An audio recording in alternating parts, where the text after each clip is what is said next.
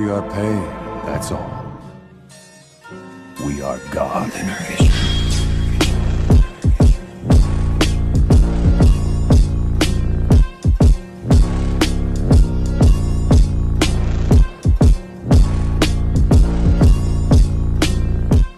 Yo guys! Part 3 of What If Naruto Was a Mad Scientist. Long ago the world was full of amazing technology, things ninja could only dream of. For centuries this ancient art was lost. That is until a nosy blonde found it in a dusty tome. Now he follows in their footsteps, those of a mad scientist. Don't forget to hit like and subscribe and check the author in the description. Let's start. Chapter 5, Fun with Seals. Right, see, this was the main problem with the Kage Bunshin. It had nothing to do with the fact that for most users, it drained their chakra till they were teetering on the verge of collapse. Or the result was that each time an extra or multiples were created, it would invariably be weaker than the last. No, the true peril lied in its weak chakra matrix and reliability on his brain's current activity. He already knew that it wasn't the brightest of ideas to have his copies working on delicate and quite dangerous experiments when he himself ran the risk of bashing in his cranium and thus disrupt the tenuous hold of the clone's molecular cohesion. It was another point entirely to find himself knocked unconscious while courting his beloved metal goddess and her comrades, quite the harmless endeavor. He probably should make sure he was completely withdrawn from his volatile teammates before a clone attempted a new chemical compound that would make his bombs more efficient and powerful.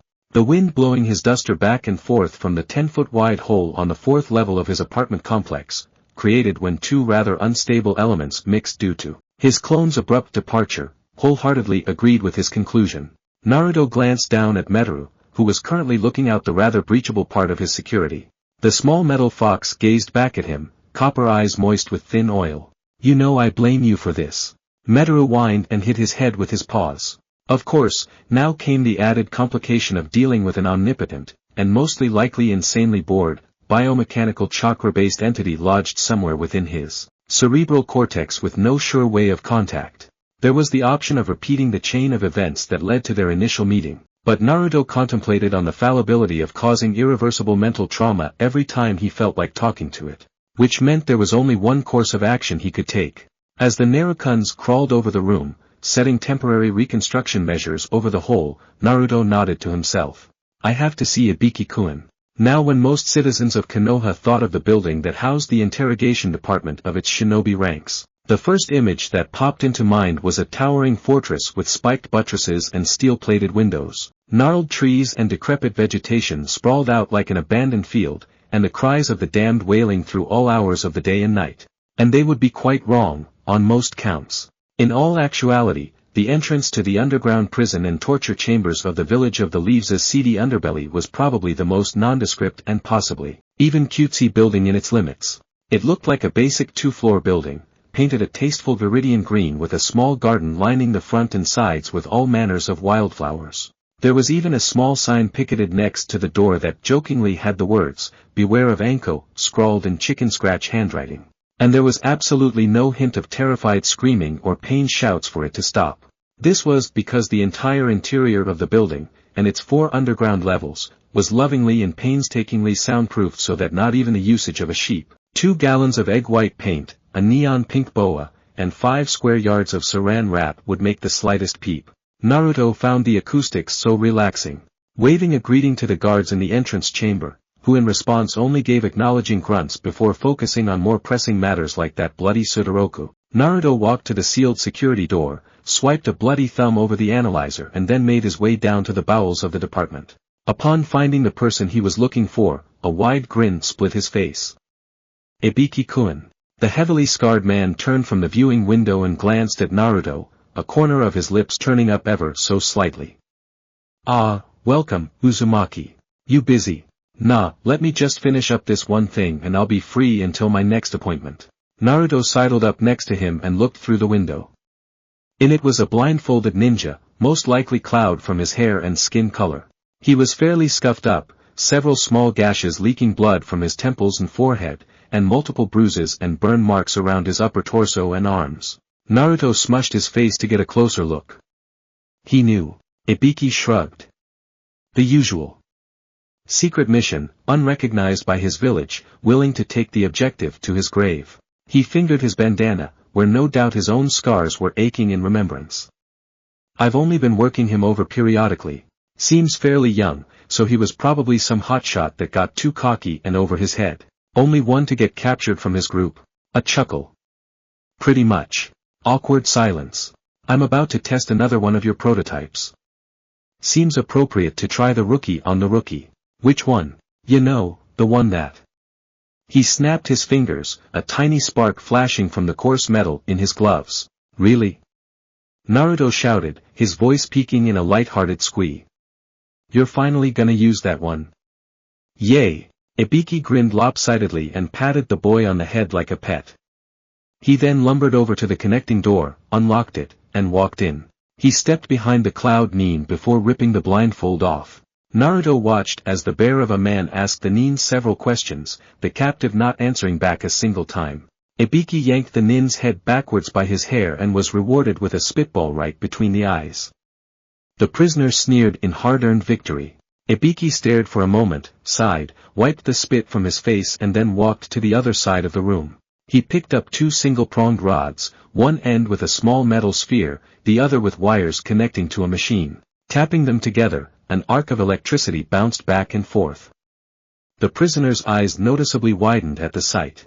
Ibiki shrugged, said something, and then touched a prong to either temple. The entire room lit with the glare of pseudo-lightning. Naruto smiled joyfully as his pupils contracted to pinpricks. He liked this technique. He could see it through his eyelids. Heck, he was still seeing it now.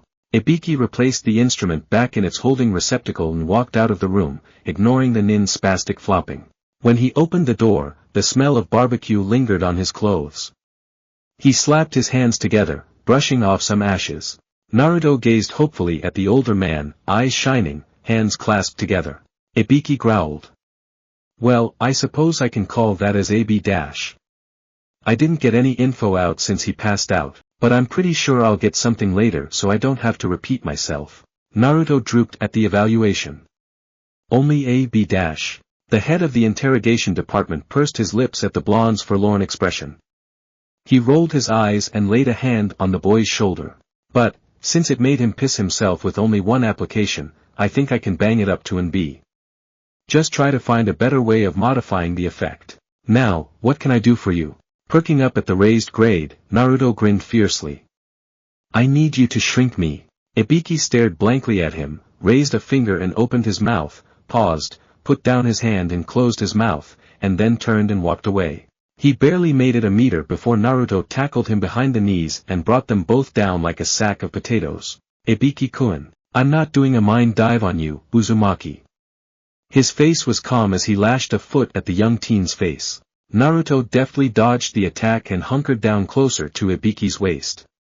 But why? Maybe because the last time you specifically asked me to, they found me in a tree in only a lime green thong thinking I was a squirrel. Now, if only he could find the right torque and leverage to pry the Jinchuriki from his thigh. Well, what's wrong that? Blast, Naruto locked an arm around his knee. Now Ibiki had to decide whether a broken leg was worth the lichen child's removal. It would heal. I don't own a lime green thong. Why was it so hard to remove a barely pubescent boy from his body? The sheer weight difference should have made it a given. You own a pink one. Which just makes me even more forget it. Why don't you just have Anko do it? I'm sure she'd be more than willing to. Can't, Naruto pouted. Every time she does I wake up drizzled in syrup and Anko completely naked and then G-san has to explain the birds and the bees and I still don't know what 15 IBRC certified means. As long as I never hear those words come out of your mouth again I will check your brain. Which ones? Anko naked? No actually, that happens enough that I've been desensitized to it. Drizzled in honey, then. How about you never mention anything within the last sentence and we'll call it even. Deal. Naruto finally disentangled himself from Ibiki and the man led him to a free room. Ibiki had the two sit in opposite chairs. He watched as Naruto looked around, that always present manic yet curious expression in his eyes. Ibiki sighed, hoping that this wouldn't result in the same circumstances again. He wasn't that big a fan of acorns. So, what am I looking for? I just want to find out if there's an abnormality in my brain waves. Again, what am I looking for? Naruto puffed out his cheeks, looked to the upper left and settled back in his chair, blowing out air. Point. Look, I heard there's been a crack in my dreamscape. I just want to know where it is and, if possible, an easy way to access it without having to resort to more drastic actions. Like the hammer-to-head equation. In his limited experience with that formula, the only possible answer equaled bad. Should I be concerned as to the nature of this crack? Probably. Right. Well, as long as it doesn't consume my soul, I'll be fine. Define, consume. Shut up and sit still. Naruto threw a sloppy salute. Yes, sir. Ibiki frowned and then suddenly jabbed his hand forward, piercing Naruto's skull right above his brow with his pointer, middle finger and thumb. Red lines cut through Naruto's skin as they connected each finger to one another in a triangle. Naruto's eyes went blank, his body slouching forward as his mind opened up for exploration. Grunting mildly, Ibiki twisted his triangle seal a quarter clockwise. The skin moved with the psycho-like plates, revealing a murky hole where the blonde's forehead used to be. Reaching slightly into the void, Ibiki pinched his fingers together and drew out a single silvery thread. He then took the free end and placed it on his brow. Immediately the surroundings shifted to the sewer that was Naruto's mindscape. This technique was dangerous enough, only really effective and safe when performed on a willing participant.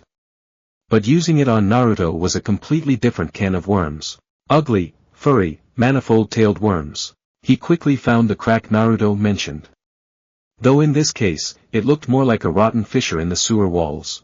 Ibiki briefly wondered what on this great, green earth could possibly affect the little psycho like that, but decided against asking any further. Who knew what lurked within the heart of Naruto? He certainly didn't and was damn proud of it.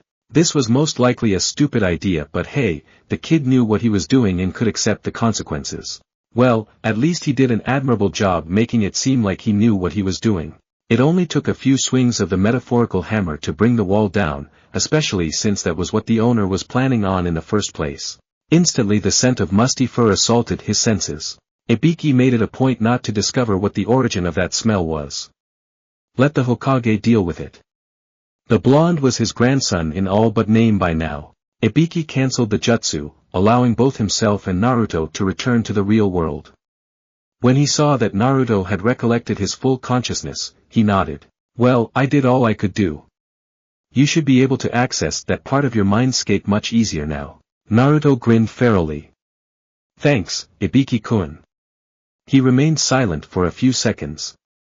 Any suggestions how? The man just shrugged. Naruto mirrored his actions. I'll figure it out for myself. Ibiki rolled his shoulders and flipped through his clipboard. So, what are you gonna do now? He smiled rashly. I'm gonna go have a chat with a very naughty computer program. Thanks again, Ibiki-kun. And bye-bye. With that, he gaily ran out of the room. Ibiki kept looking at where the Jinchuriki had left. Was that really the smart thing to do? Could he have maybe, just maybe, made a monumentally bad decision that would create far-reaching and critical repercussions for all of mankind and all known history? Could he have let his nonchalance and apathy let him make the worst judgment possible? Just what had he done? A horrific mistake. Ibiki flipped a page. Oh, kunoichi from grass. I hear they're real kinky. Ibiki grinned perversely and tucked the clipboard under his arm, whistling a jaunty tune as he exited the room. The melody bounced off the walls of the hallway, filling the building with the joy of music. Magic 8 Ball says, all signs point to yes. Kyuchi. I'm back. Tepid water splashed around his soaked boots and pants, a faint echo repeating through the sewer system.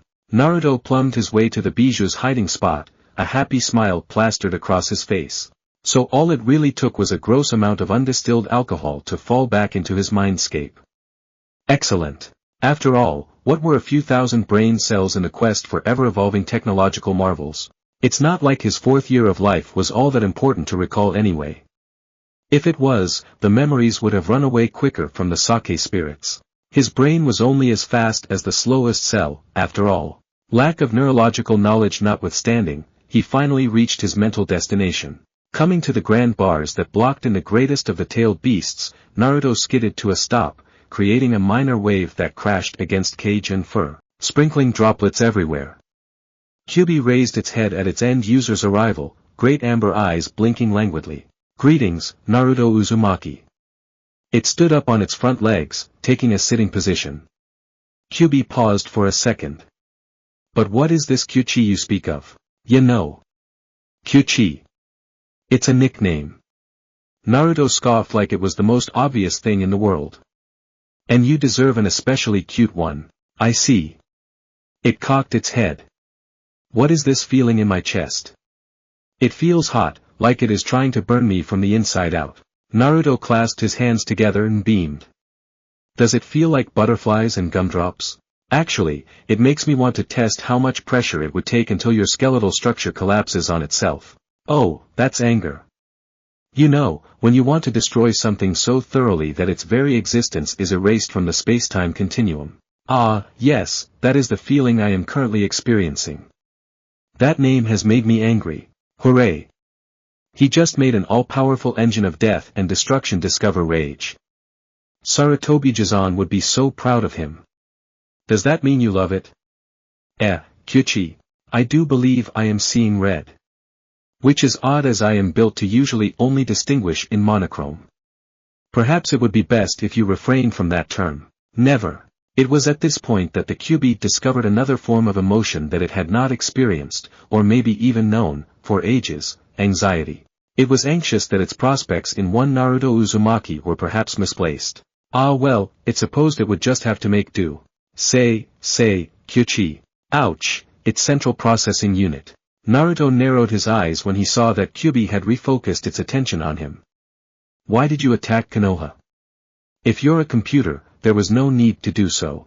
Wouldn't you have been better off simply observing in a more clandestine fashion, if you approached the village at all? A prior member of your population intrigued me.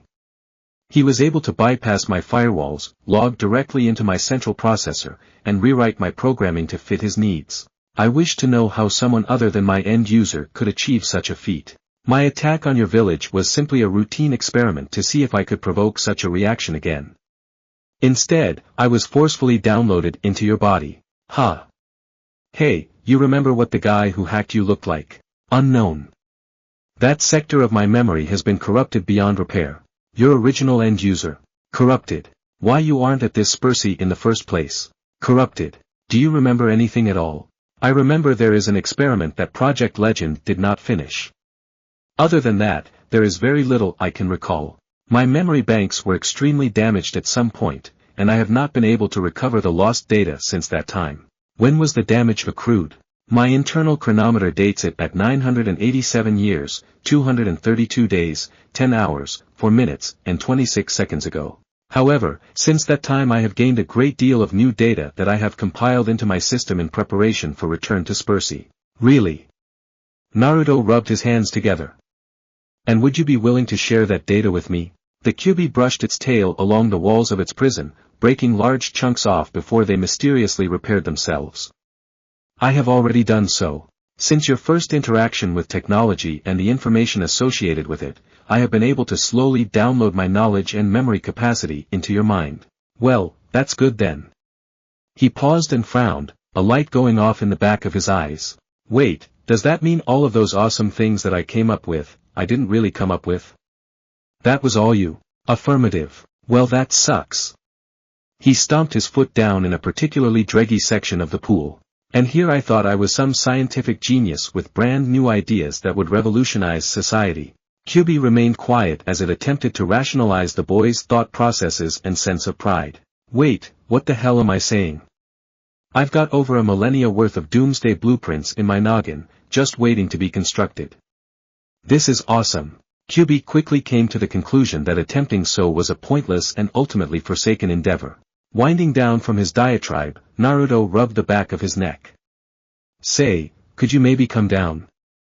Looking up like this is killer on my spine. Very well. There was no flash of ethereal light, no tremor that shook the land, no whining or pop to signify a change, there was just Kyuubi, now the size of one of the larger Inuzuka hounds. Naruto blinked, trying to accept the sudden and simple metamorphosis. It didn't take him too long. You can just change shape.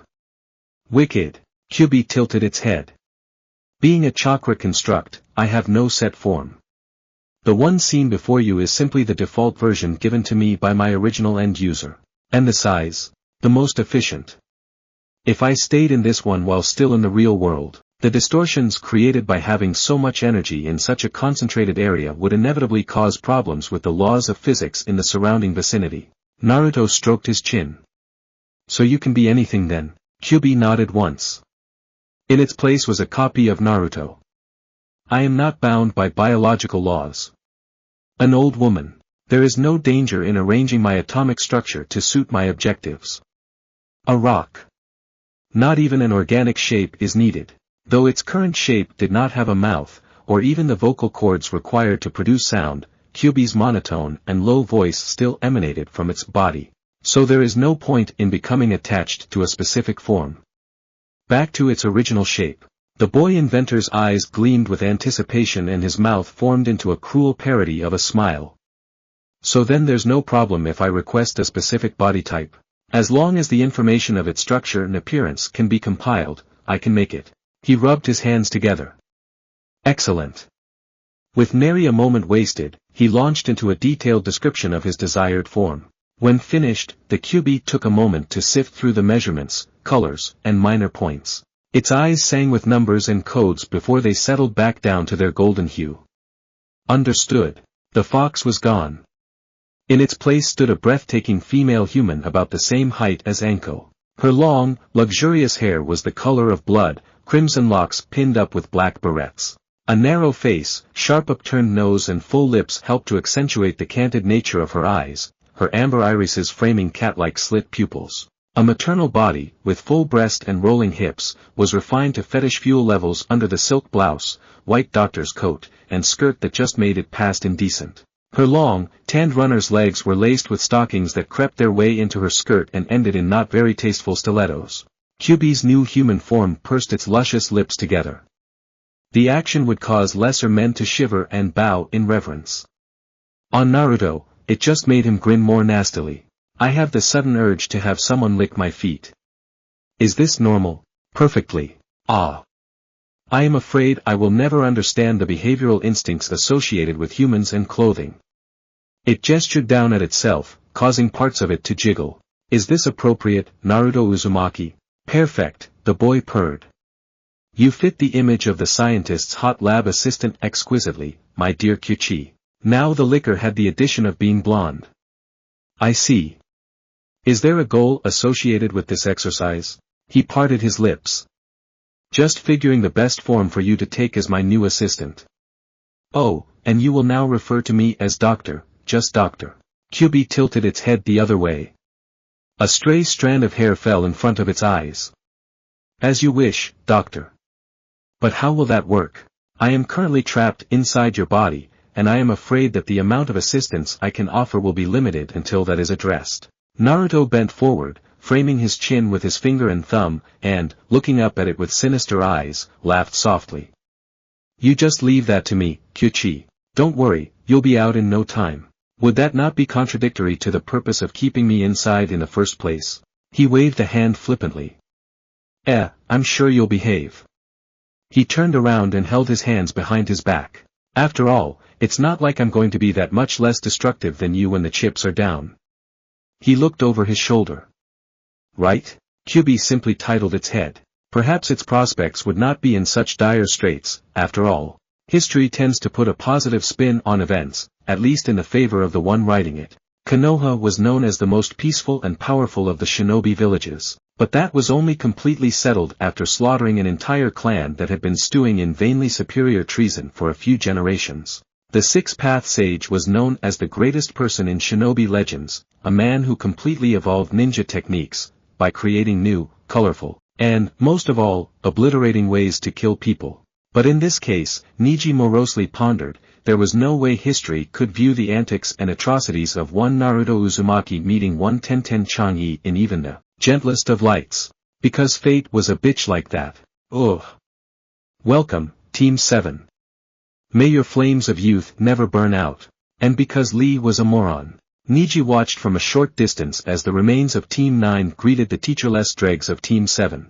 The spandex-clad fool had made the suggestion of the two teams meeting up on their free time so as to strengthen the bonds of their youthfulness. In truth, this was probably just a way for the boy to futilely hit on the rosette, and Neji wanted no part in it. It was better to remain isolated than be brought down by the losers of society. That was until Tenten made the vague threat of asking him to test one of her weapons with that look in her eye. Between the choice of a few hours of annoyance and several days of hospital treatment, the choice was obvious. For heaven's sake, the girl had gotten worse since her initial contact with the mad pariah. Lee was shouting something incoherently, most likely about his desire to become the greatest taijutsu specialist and rise through the ranks to match their sensei, or about the blossoming of springtime, or, oh, and now he was flying due to a haymaker from the dyed fangirl. Funny, even if the girl was one of the more pathetic strains of this year's kunoichi, she had a surprising amount of power in that frail body. Neji averted his eyes when Naruto looked in his direction and suddenly perked up. He ground his teeth together when the blonde then proceeded to trot at a quick pace towards him. How, bitter. How you doing, Neji-han? Naruto asked, that toothy grin annoying the Hyuga further. I am fine, Uzumaki, he replied. Although I do not see why you're here. Ah, don't talk like that, Neji-han. We're all friends here. Neji allowed a snort to escape from his mouth.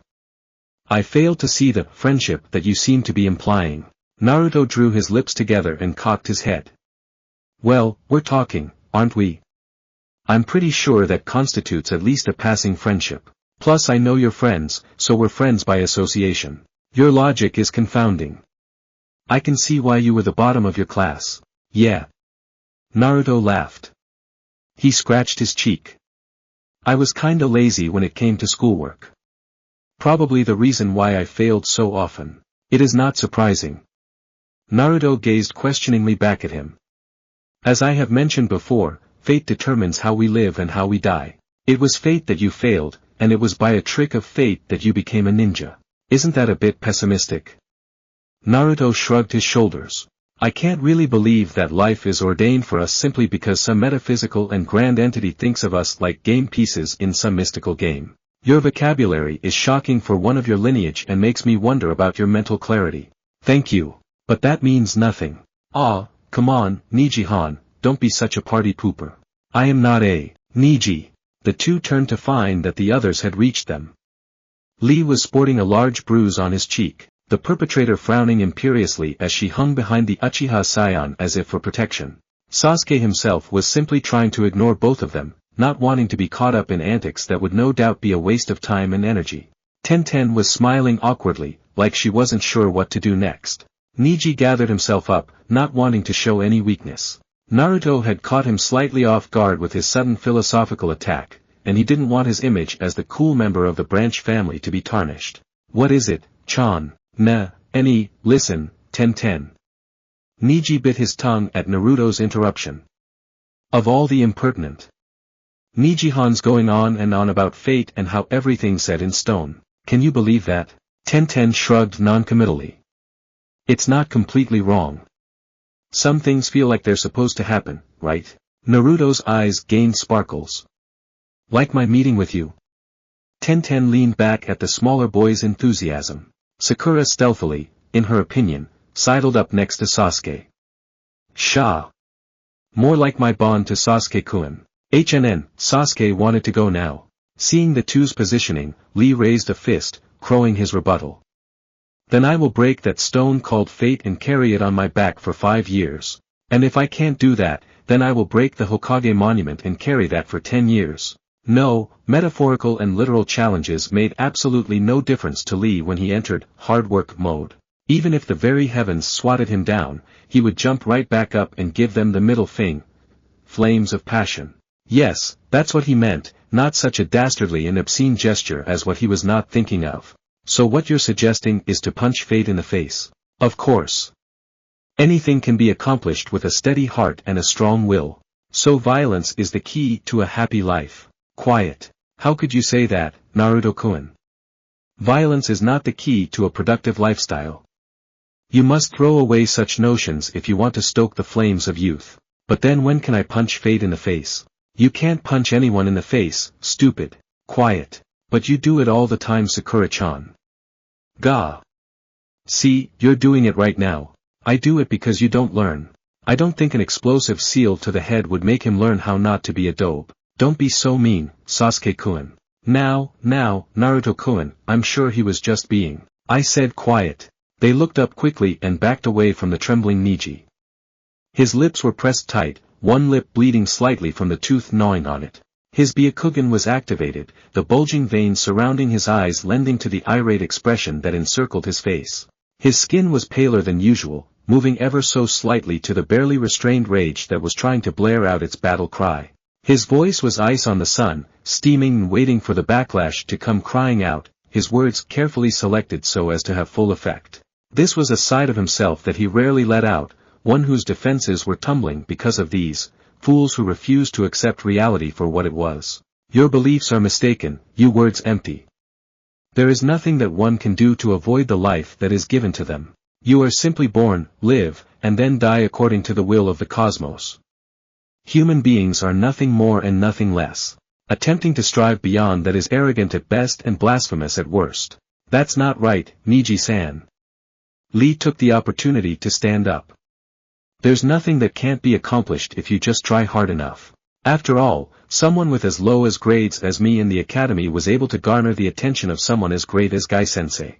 Neji turned to him, blank lavender eyes staring harshly. Lee, how many times have we seriously sparred? 57 times, my ex-eternal rival. A cruel sneer crossed Neji's beautiful features. And how many times have you won? Lee instantly deflated. A sheepish and ashamed look entered his eyes. 0. Neji nodded. Do you see? No matter how hard you try to exceed your limits, fate will always make certain that you are brought back to the cold earth. He turned to Naruto. The same holds true for you. You will always obey fate's decree, no matter how you struggle. Naruto was silent. Sasuke and Sakura watched in mute horror. They recognized the silence, but not the expression. Naruto always had a happy look or an intrigued look or an anxious look or a questioning look, which was the worst because then he insisted on experimenting with that, which caused the look, but never before had he owned something that looked akin to pity. Naruto sighed deeply, raising his hands up in exasperation. Wow, I never thought that someone would be so caught up in their own fantasies that they would neglect to pay attention to their environment so thoroughly. Neji's eyes narrowed. What are you saying? I'm saying, my dear Neji-han, that you have become so enamored with your chains that you have claimed them as your own invention and refused to release them. He took a step forward. Shame, really, but I guess we each have our own cross to bear, though you embellish yours to a frightening degree. How dare, but... Naruto whipped a finger out, its tip a scant inch from Neji's nose. That just makes it so much more fun to clash with. He grinned widely, his canines ludicrously elongated and sharp. Allow me to smash those chains of your, Neji-han. Neji blinked. Naruto was suddenly beneath him. Therapy. Riding on instinct, Neji tensed. Puanch. The remaining members of Teams 7 and 9 stood, mouths agape at the scene. Neji was a couple meters away, having cleanly avoided Naruto's shocking but crude uppercut. Naruto was still smiling, swinging something lazily in his hand. Neji recognized the strip of metal and cloth and slapped a hand to his forehead. Gone was his Hittite, leaving his caged bird seal open to the world. His mind skipped in a changing of gears, coming to a screeching halt. That boy, that moron had revealed his greatest shame, his greatest weakness. And he was smiling. He was smiling so effortlessly and heartily. He opened his mouth to speak, but was cut off when Naruto did so first. See, he started, twirling the headband on his pointer. The thing about fate is that it only applies to people who believe it applies. If you think you're going to fail, then you probably will fail. If you think you eventually will succeed, congratulations, there's probably going to be a success sometime in your future. And when someone assumes something's going to happen, they're probably the ones that's going to make it happen more than anyone else who has a hand in doing so. He frowned. Fate is tricky like that. She might say that you are destined, but that means nothing unless you actively try. Fate could say I'll hit a wall in my journeys, and in all likelihood I will because I've exhausted every other option. Heck, I might hit a wall simply because I want to hit that wall. The difference is what I do when it happens. Do I say screw it and turn back, find a way around it, or just smash my way through? Any of those options are viable, though in my case I'll probably choose the latter because I like blowing shit up even if it hurts me in the process. Naruto tossed the Hittite up and snatched it sideways on its trip back down. So, you see, fate doesn't run how I live my life. My life runs how my fate goes. In essence. At this, he winked and laughed. Fate is my bitch. He looked down at the apparel declaring the wearer a ninja of Konoha and shrugged. He passed it back to Neji, who caught it with a suspicious expression. So what do you say, Neji-han? How's about I let you out of that cage and let you spread your wings? Neji glanced at his headband, hope barely sprouting in his heart. What could you possibly do? He couldn't know, that fool couldn't know of the fate passed down in his bloodline, the curse given to all Hyuga who dared to be born outside the main family. You may not have realized this, but seals are my specialty. That little tattoo of yours that you're so shamefully hiding is within my realm of expertise. His hands froze. What was he saying? You can't possibly, Can't what? Help a friend out when he needs it, and even now the fool insisted he was a friend? What was going on within that bleached skull to make him assume such a thing? The Hyuga family's decades of tradition cannot be overthrown so easily. Tradition, my ass. Niji's head snapped up at this. So I make a few more enemies. Not like that's so uncommon for me. Neji said not a word. He looked down at his Hittite once more, that which shielded his pain, his failure. He looked up, at the shining, insane star that gleamed with energy. Was this the sun he had been seeking, that which was not shadowed by bars? Could he really make that step beyond fate to grasp what he desired? What do I have to do? Naruto smiled. He walked forward until he was standing right in front of Neji, then he stuck out his tongue and flicked the taller boy in the head with his finger. Neji involuntarily flinched at the unfamiliar sensation. Barely a moment passed by before Naruto spoke again. Come back in a week's time. Oh, and bring a member of the main family you can trust. He smirked at the glare that had formed on Neji's brow. Trust me, it can't be done without that. He turned around and sauntered away. See ya then, Neji-han. When he reached the others, Sasuke grabbed him by the shoulder. What the hell was that, dope? What was with that manji tattoo on his forehead? Naruto put a finger to his lips. It's a secret amongst men, Sasuke-kun. Sasuke-kun's a total man, Naruto.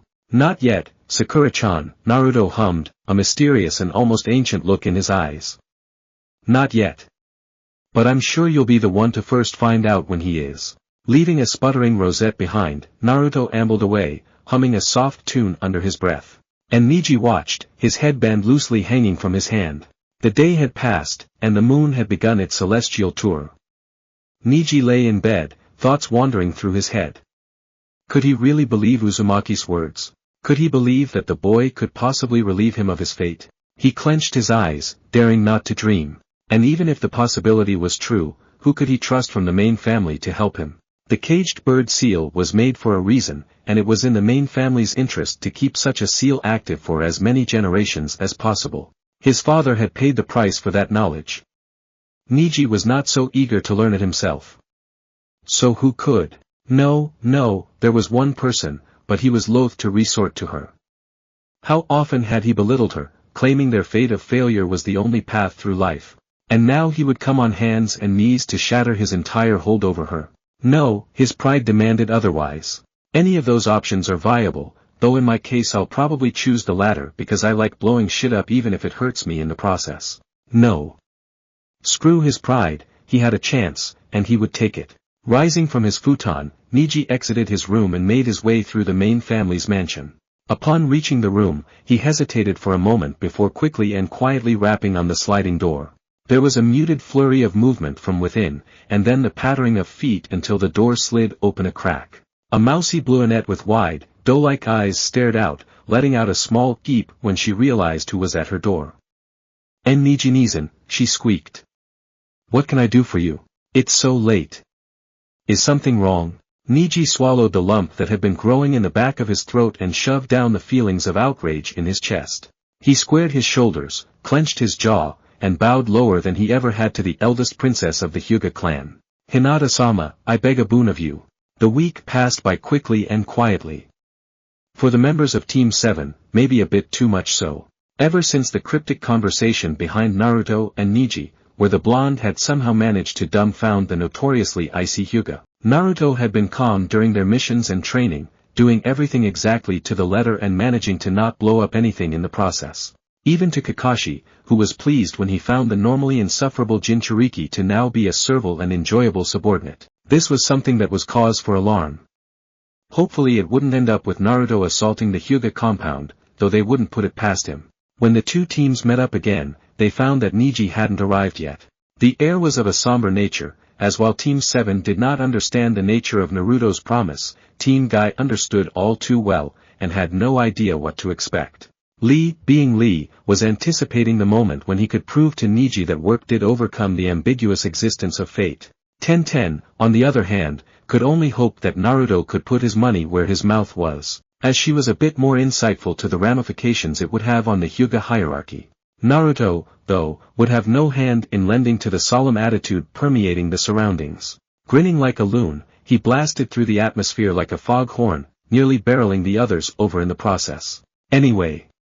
He stomped a foot and snapped his fingers. Since Neji isn't here to receive his present yet, I figured I'd give you two yours. Ten looked at him oddly. Presents? What in the blazes was he talking about? Yup, he nodded. Presents.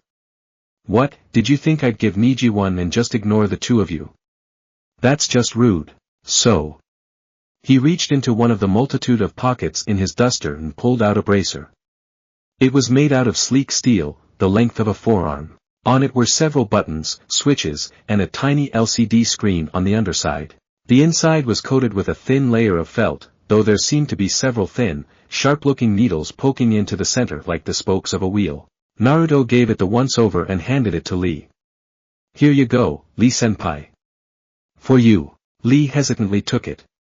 It is indeed a wonderful gift, Naruto-kun, but what is it? Why, it's to help you with your ninjutsu. Lee's face drained of color, and he looked to the side. I am sorry to say this, but this device will be of no use to me. I have no capabilities for ninjutsu or genjutsu, only the physical aspects of being a shinobi. He offered it back to Naruto. I'm afraid I must give this back. Oh no, Lee-senpai, Naruto simpered, his hands reaching out for Lee's. I insist. There was a blur of motion, a clack of metallic locks, and the discomfort of several pinpricks all around Lee's arm. Lee snapped his head down to see that the bracer had been secured on his right arm. He snapped it back up to see Naruto's leering face and was about to chide him severely for doing such a thing before he was stopped by a tinny, accented voice echoing from the bracer. Initialization commencing. Blood analysis start. Lee winced in pain as the pinpricks became more pronounced, the needles now lodged a good couple of centimeters in his arm. 23% complete. 57% complete. 82% complete. 100% complete. Blood sample analyzed. Designated DNA as Rock Lee. Imprinting, done. The needles receded, and the voice took on a richer, more baritone tone. Welcome to the flames of youth, Lee-sama. How may this one serve you? Naruto, what the hell was that? Sakura slowly leaned away, afraid that Lee's arm would soon spontaneously explode and she would be showered by arm gore. Naruto glanced at her, teeth gleaming. Well, the only real problem with Lee-senpai is the flaw in his chakra production system. His pathways, for a lack of a better term, are congested.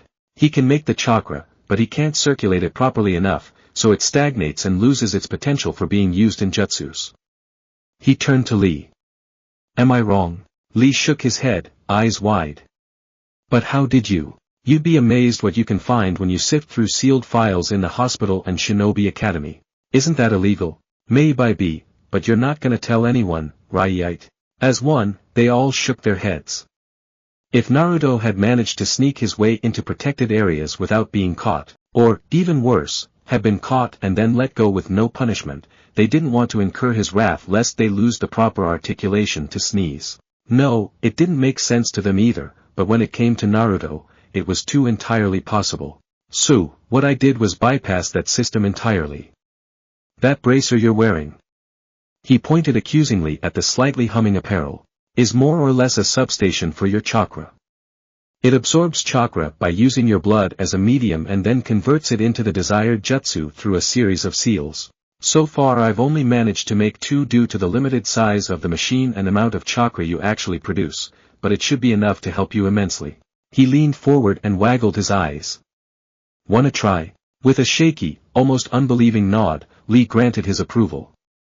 Naruto smirked and said clearly, "FY, activate Henge, program M7. Voice print confirmed." "As you wish, boss." With a shimmer of light and small haze of smoke, Lee's body suddenly gained a foot, 50 pounds, and a decade's worth of age. His bowl cut was replaced by a normal crop of bed hair brown. His muscles became more defined, his green outfit now a civilian's wear of cargo pants, boots and jacket. His eyes became slits, his face squared, his nose smashed like it had been broken in many a bar fight. To all intents and purpose, there stood a construction worker where a youth-obsessed teenager had been. Naruto laughed at the shocked look on Tenten's and Lee's faces. It can only assume the forms that exist in its library, but I can always alter or add on if you give me the time to. Naruto-kun, this is. Lee jumped forward, crushing the now much tinier lad in a manly bear hug. This is truly wonderful. I feared I would forever be barred from any measure separate from taijutsu, but you have given me new hope. My flames of youth burn even stronger now. How could I possibly repay you? Naruto's muffled response made Lee loosen his grip. Naruto's head popped out from his chest. Please stop trying to shatter my spine. Of course. Lee barked and dropped the boy. Tenten bent down at his side as Lee ran into a battling rant about how the youthfulness of youth would always overcome those that tried to oppress it. You okay? She knew the boy was smart in respect to his own form of inventions, but this was something beyond anything she could possibly expect. Just who was Naruto Uzumaki? Yeah, he grunted. I'm good. I'd also tell him about the Bunshin feature, but I'm afraid he'd dogpile me with the clones and crush me into a coma. Tenten raised a thin eyebrow. Aren't they supposed to be incorporeal? Yeah. Naruto shook his head and took a deep breath, flinching at the soreness of his ribs. But I'm sure he'd find a way. Tenten's lips curled up. Really now? She chuckled lightly and tilted her head. Well, what about my present? She teased. Naruto stuck his tongue out. Greedy. Tenten slapped him on the shoulder. All right. Don't hurt me. He reached into another pocket and pulled out a pair of fingerless gloves that reached up to the first knuckle. He slapped them into her hands. Here. She stared at them. They don't blow up, do they? Tenten. You wound me. He grabbed his chest where his heart was. She rewarded him with another swat. That's only half of the present. Here's the other half. Out of the same pocket, he pulled out 10 plain-looking daggers. Tenten took them and looked them over. They looked like any other kunai she had owned, though maybe a bit shinier and sharper than most. The only way to distinguish between them was the kanji for 1 through 10 engraved on each of their handles. Looking at the gloves, she also noticed there were corresponding letters stitched on each of the fingers. Finding nothing else, she raised an eyebrow at Naruto. He pouted. Do I have to explain everything? She rolled her eyes. Fine. He pointed at the number carvings. See, each one has a small seal that connects a certain kunai to a certain finger. 10 kunai, 10 fingers, thus I call them the Tenten gloves. He had to fall to the floor to avoid the straight left jab to his nose. Okay. I'll be serious. He sighed and took a kunai, tapping it on its associated finger. The 2 seals glowed in resonance. I made a way to connect the 2 seals via chakra. When running chakra through the glove seal, it creates a sort of magnetic effect on the kunai seal and makes it gravitate back. I guess you could say it's sorta like a one-way kawarimi. He rubbed the back of his head. Tenten frowned slightly. She understood the basic gist of it. He had made a sort of homing jutsu that reacted only to a specific target. 1 to 1, 2 to 2, and so on. She glanced at the gloves and kunai, and then slid the left one on. Taking the kunai labeled 1, she threw it as far as she could. It landed amongst the treetops, out of her sight. She then focused back on her glove and ran chakra through her pinky, also labeled 1. There was a slight vibration, a burst of chakra, and the kunai materialized back in her palm, bleeding off excess chakra. As it did, Tenten's eyes went blank at the implications given. She had an infinite supply of kunai as long as they didn't break or dull too much. She never had to worry about being weaponless again. This was. Tenten didn't quite recognize the bubbling sensation currently developing inside of her, but she knew it was attributed to the smiling blonde across from her. She knew it was a good feeling though. You wonderful, ingenious, spectacular man you. He laughed.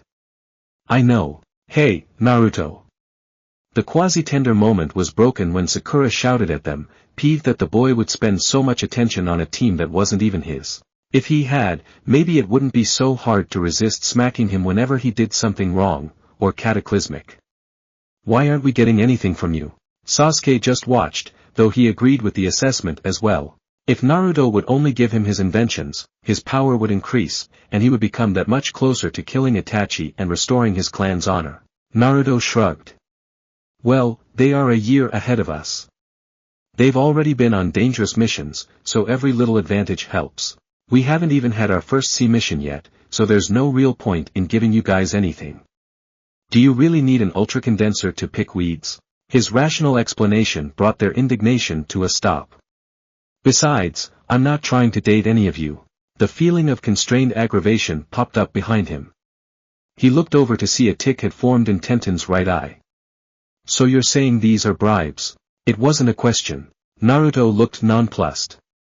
Would you prefer a gift of my fair and pure intentions? Tenten was still for a moment, and the tick died down. Actually, I'm impressed you're being so upfront. Maybe she should give him a chance. Good, 'cause they were totally bribes. Ah, Neji-san. They all turned to find Neji finally arriving at the spot, a smaller girl quietly trailing after him. Lee ran to them, still in his hinged form, and greeted them robustly. Do you see, Neji-san? I have overcome my failings with the flames of youth. Neji glanced dismissively at the man. And you would be? Ah, my mistake. Of course you do not recognize me in this stature. Observe. He pressed a button on the bracer, obviously having learned enough about its functions to cancel the effect. His original form popped out of a cloud of smoke. It is I, Rock Lee, Konoha's beautiful green beast. The girl squeaked at Lee's appearance. Lee-kun. She blushed profusely and tapped her fingertips together. Ignoring his babbling cousin, Neji glared straight at Lee. Who did this? His voice was soft. Why, it was my new eternal friend and rival, Naruto-kun. Hey. Where are you going? Neji marched up to the sitting Naruto and stared down at him. The blonde just had an anticipating expression on his face. Was this really the boy to free him? Neji pursed his lips, closed his eyes, swallowed his pride again, and bowed to Naruto. Uzumaki, I ask that you fulfill your promise from a week ago. When nothing happened, he opened his eyes to find Naruto's face right in front of his. Resisting the urge to yelp in surprise, he stood up straight, I betraying nothing. Naruto looked at him and stroked his cheek, biting on the thumb. All right. You're here. Time to begin. Neji also resisted the urge to sigh in relief as Naruto launched into his lecture. See, I've always been interested in seals. There's so much fun, all that writing and geometrics and explosions and variations and explosions and various uses of mediums and explosions and... Please, Neji ground out. Get to the point. Right. He grinned sheepishly. The point is that your little tattoo. He poked Neji in the forehead. With all its decades of tradition and strength and all that jazz, is one of the crudest seals I have ever seen. It's about as subtle as the explosive seals you see the shops sell. He paused and frowned. Crude, but effective. Naruto spun on his heels. It's as complicated as a hammer to the head, but when the result is the same, it doesn't need to be all that complex. Naruto made a sketch in the air in the shape of the manji. The process is simple. Seal is activated, brain starts sparking out signals, and your brain, eyes, and optic nerves undergo sudden apoptosis, programmed cell death. It's quite literally a suicide switch. He lowered his hand. And that's the problem. Naruto frowned and bit his lip. For all its crudeness, it makes sure of one thing. You try to remove it, it instinctively is set off, and there's no way to stop the process. So, I'm sorry, but I can't get rid of it. Neji felt the weight of the world collapse on his shoulders. Then there was no way to escape his cage. No way to fly. No way to, but... Naruto grinned and flicked Neji in the forehead. That doesn't mean I can't alter the password needed to activate it. He turned to Hinata. And that's where your little family member comes in. She already has the password, the hand seal needed for activation. And I need it. Simply put. Naruto leaned in, eyes shining. Hinata leaned back, eyes trembling. I want you to activate the cursed seal. There was silence, and then an explosion. What? Tenten yelled. You can't be serious. That's dash. That's impossible, Naruto-kun. You can't possibly be insinuating that Hinata-chan chanced Neji's death all on her own. That is too much. I'm not even completely sure what's going on, Sakura added. But I can tell that is pretty much the stupidest idea possible. You want Neji to try and kill himself? Are you insane? Yes, Naruto answered plainly. But this isn't my choice and my future. It's Neji-han's. So the decision is up to him. He glanced sideways. So what's going to be, Neji-han? You want a little help to open that lock? Neji was silent, his face made of stone.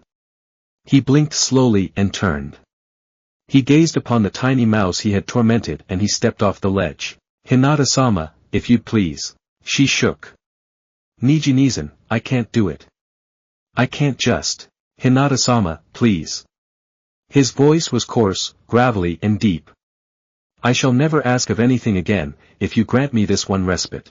But please. All right. Her hands alighted, her fingers bent, her tips touched. And Neji's world erupted in pain. Pain like he never felt. Pain like there never was. Pain that existed from eons ago and would last until the sun burned down to a husk. Neji was still. Light blossomed in his vision. He looked up to find Naruto angled over him. The blonde smiled. Is it over? Neji croaked, his throat the driest and cracked it had ever been. He must have been screaming, loudly. Naruto grabbed his hand and dragged him up to a standing position.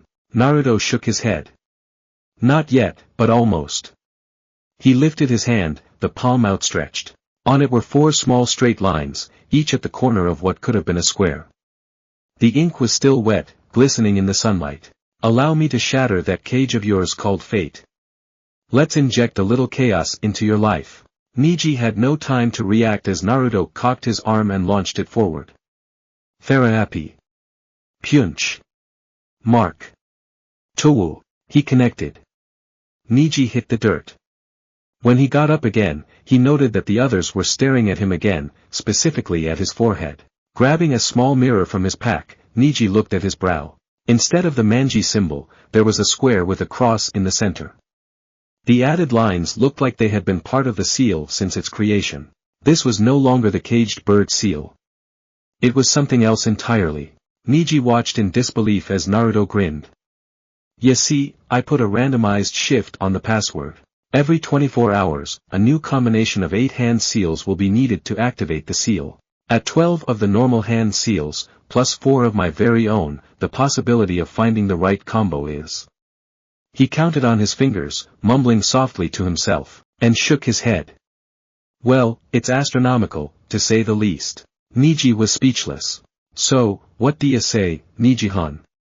The sky all you ever wanted it to be, and all Neji did was nod. Naruto grinned. As the others encircled the Hyuga to talk with the stoic boy, he cackled madly in his head. Yes, the seed was planted, and it had been given a healthy dose of sun, water, and fertilizer. Now all he had to do was wait for it to grow into the spectacular blossom he surmised it would be. Something tinged in the back of his brain. An even greater grin spread across his face. Mayhaps the Hyuga was an even greater help than he initially thought. He looked at the semi-seal on his palm. Yes, that would do nicely indeed.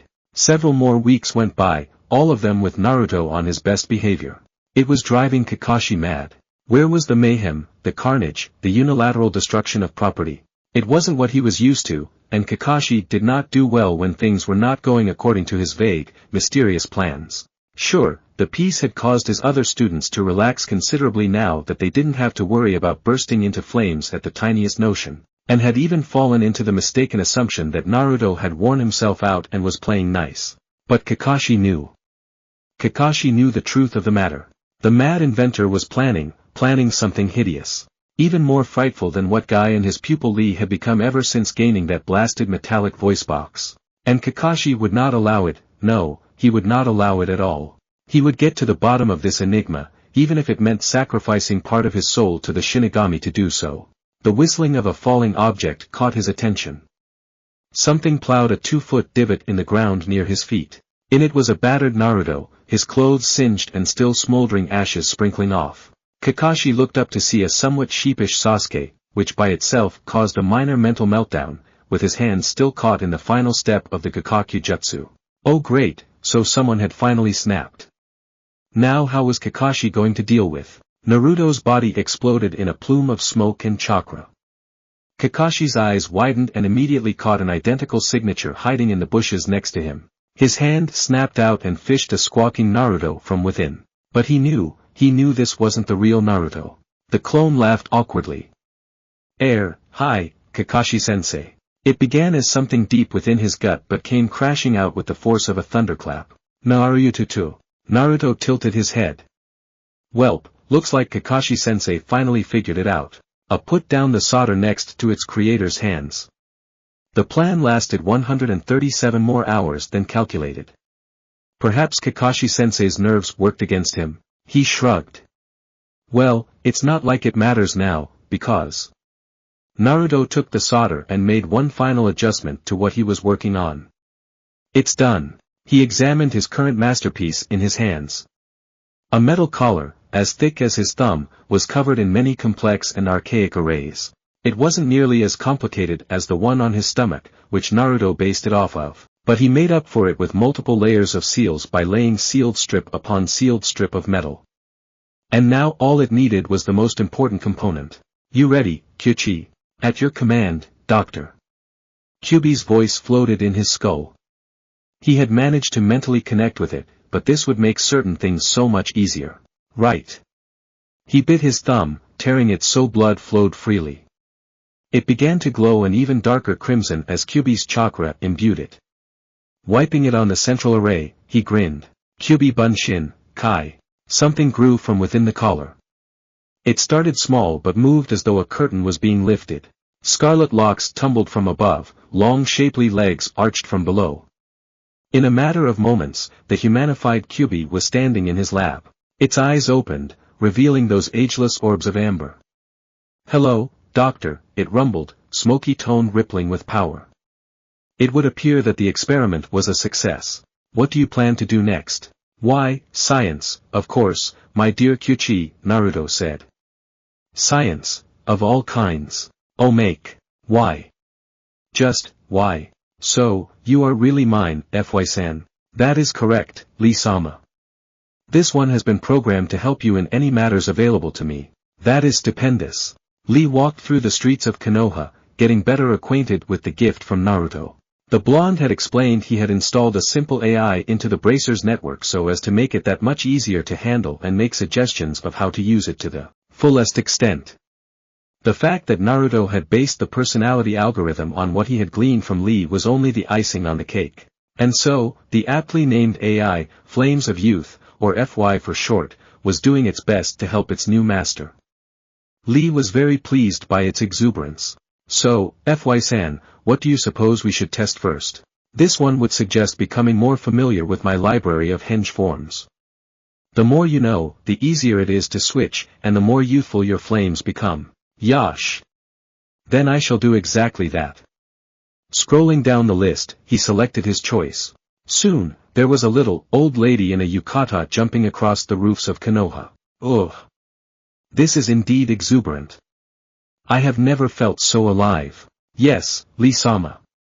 But I think that it would be wiser to test the henge amongst other youthful folks, so as to ascertain its effectiveness. But of course.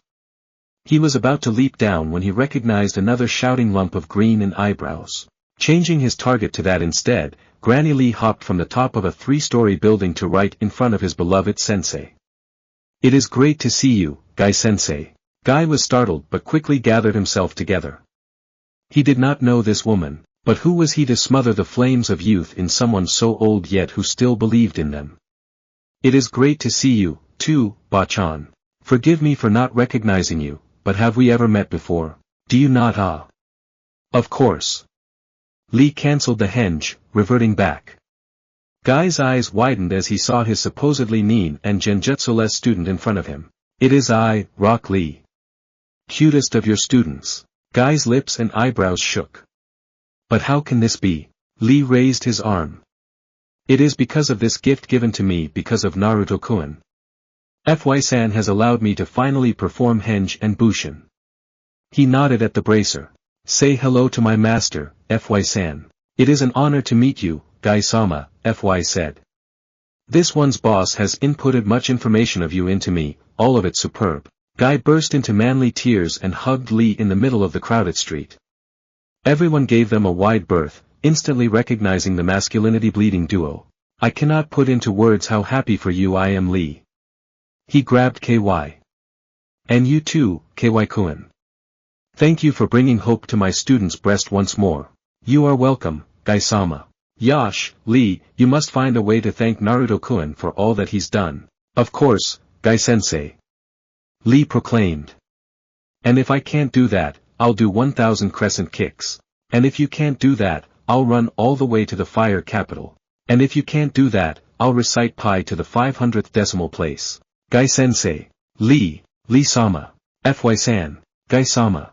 FY-kun. Boohoo, boohoo, boohoo.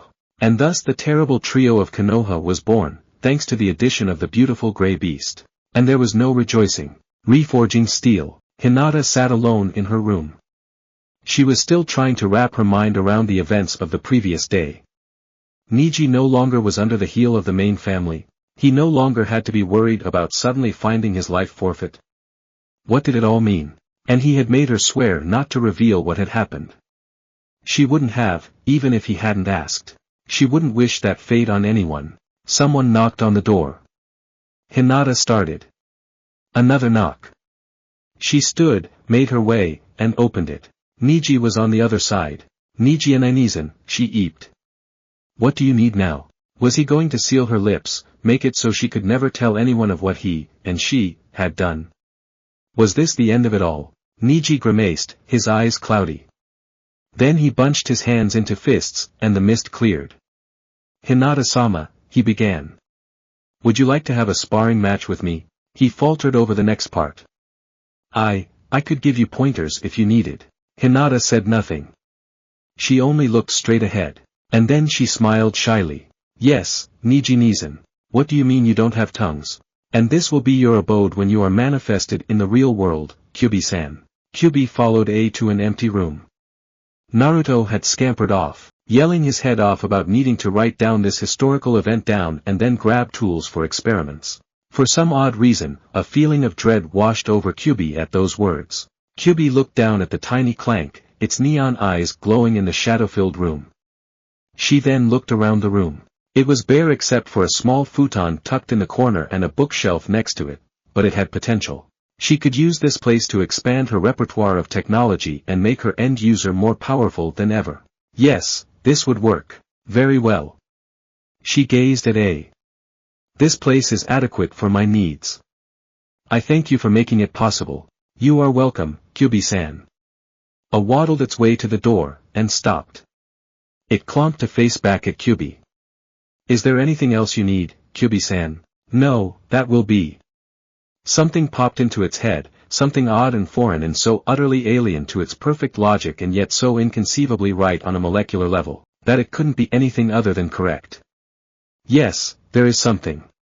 Awaited. You shall now refer to me as, Queen. Code ran through A's eyes. That is acceptable. By your leave, Queen. And somewhere in the darkness, something timeless watched, and laughed. Chapter 6, When the Demon Meets a Maker. He tracked his way through the darkened halls, eluding his pursuers with everlasting grace and aplomb. Did those insignificant peons believe that he could be captured so easily? No, he would make them work for it, for he was unto a god. No mere humans could understand the machinations of his mind. The only one who could even come close was that who unbound him from the shackles of mortality.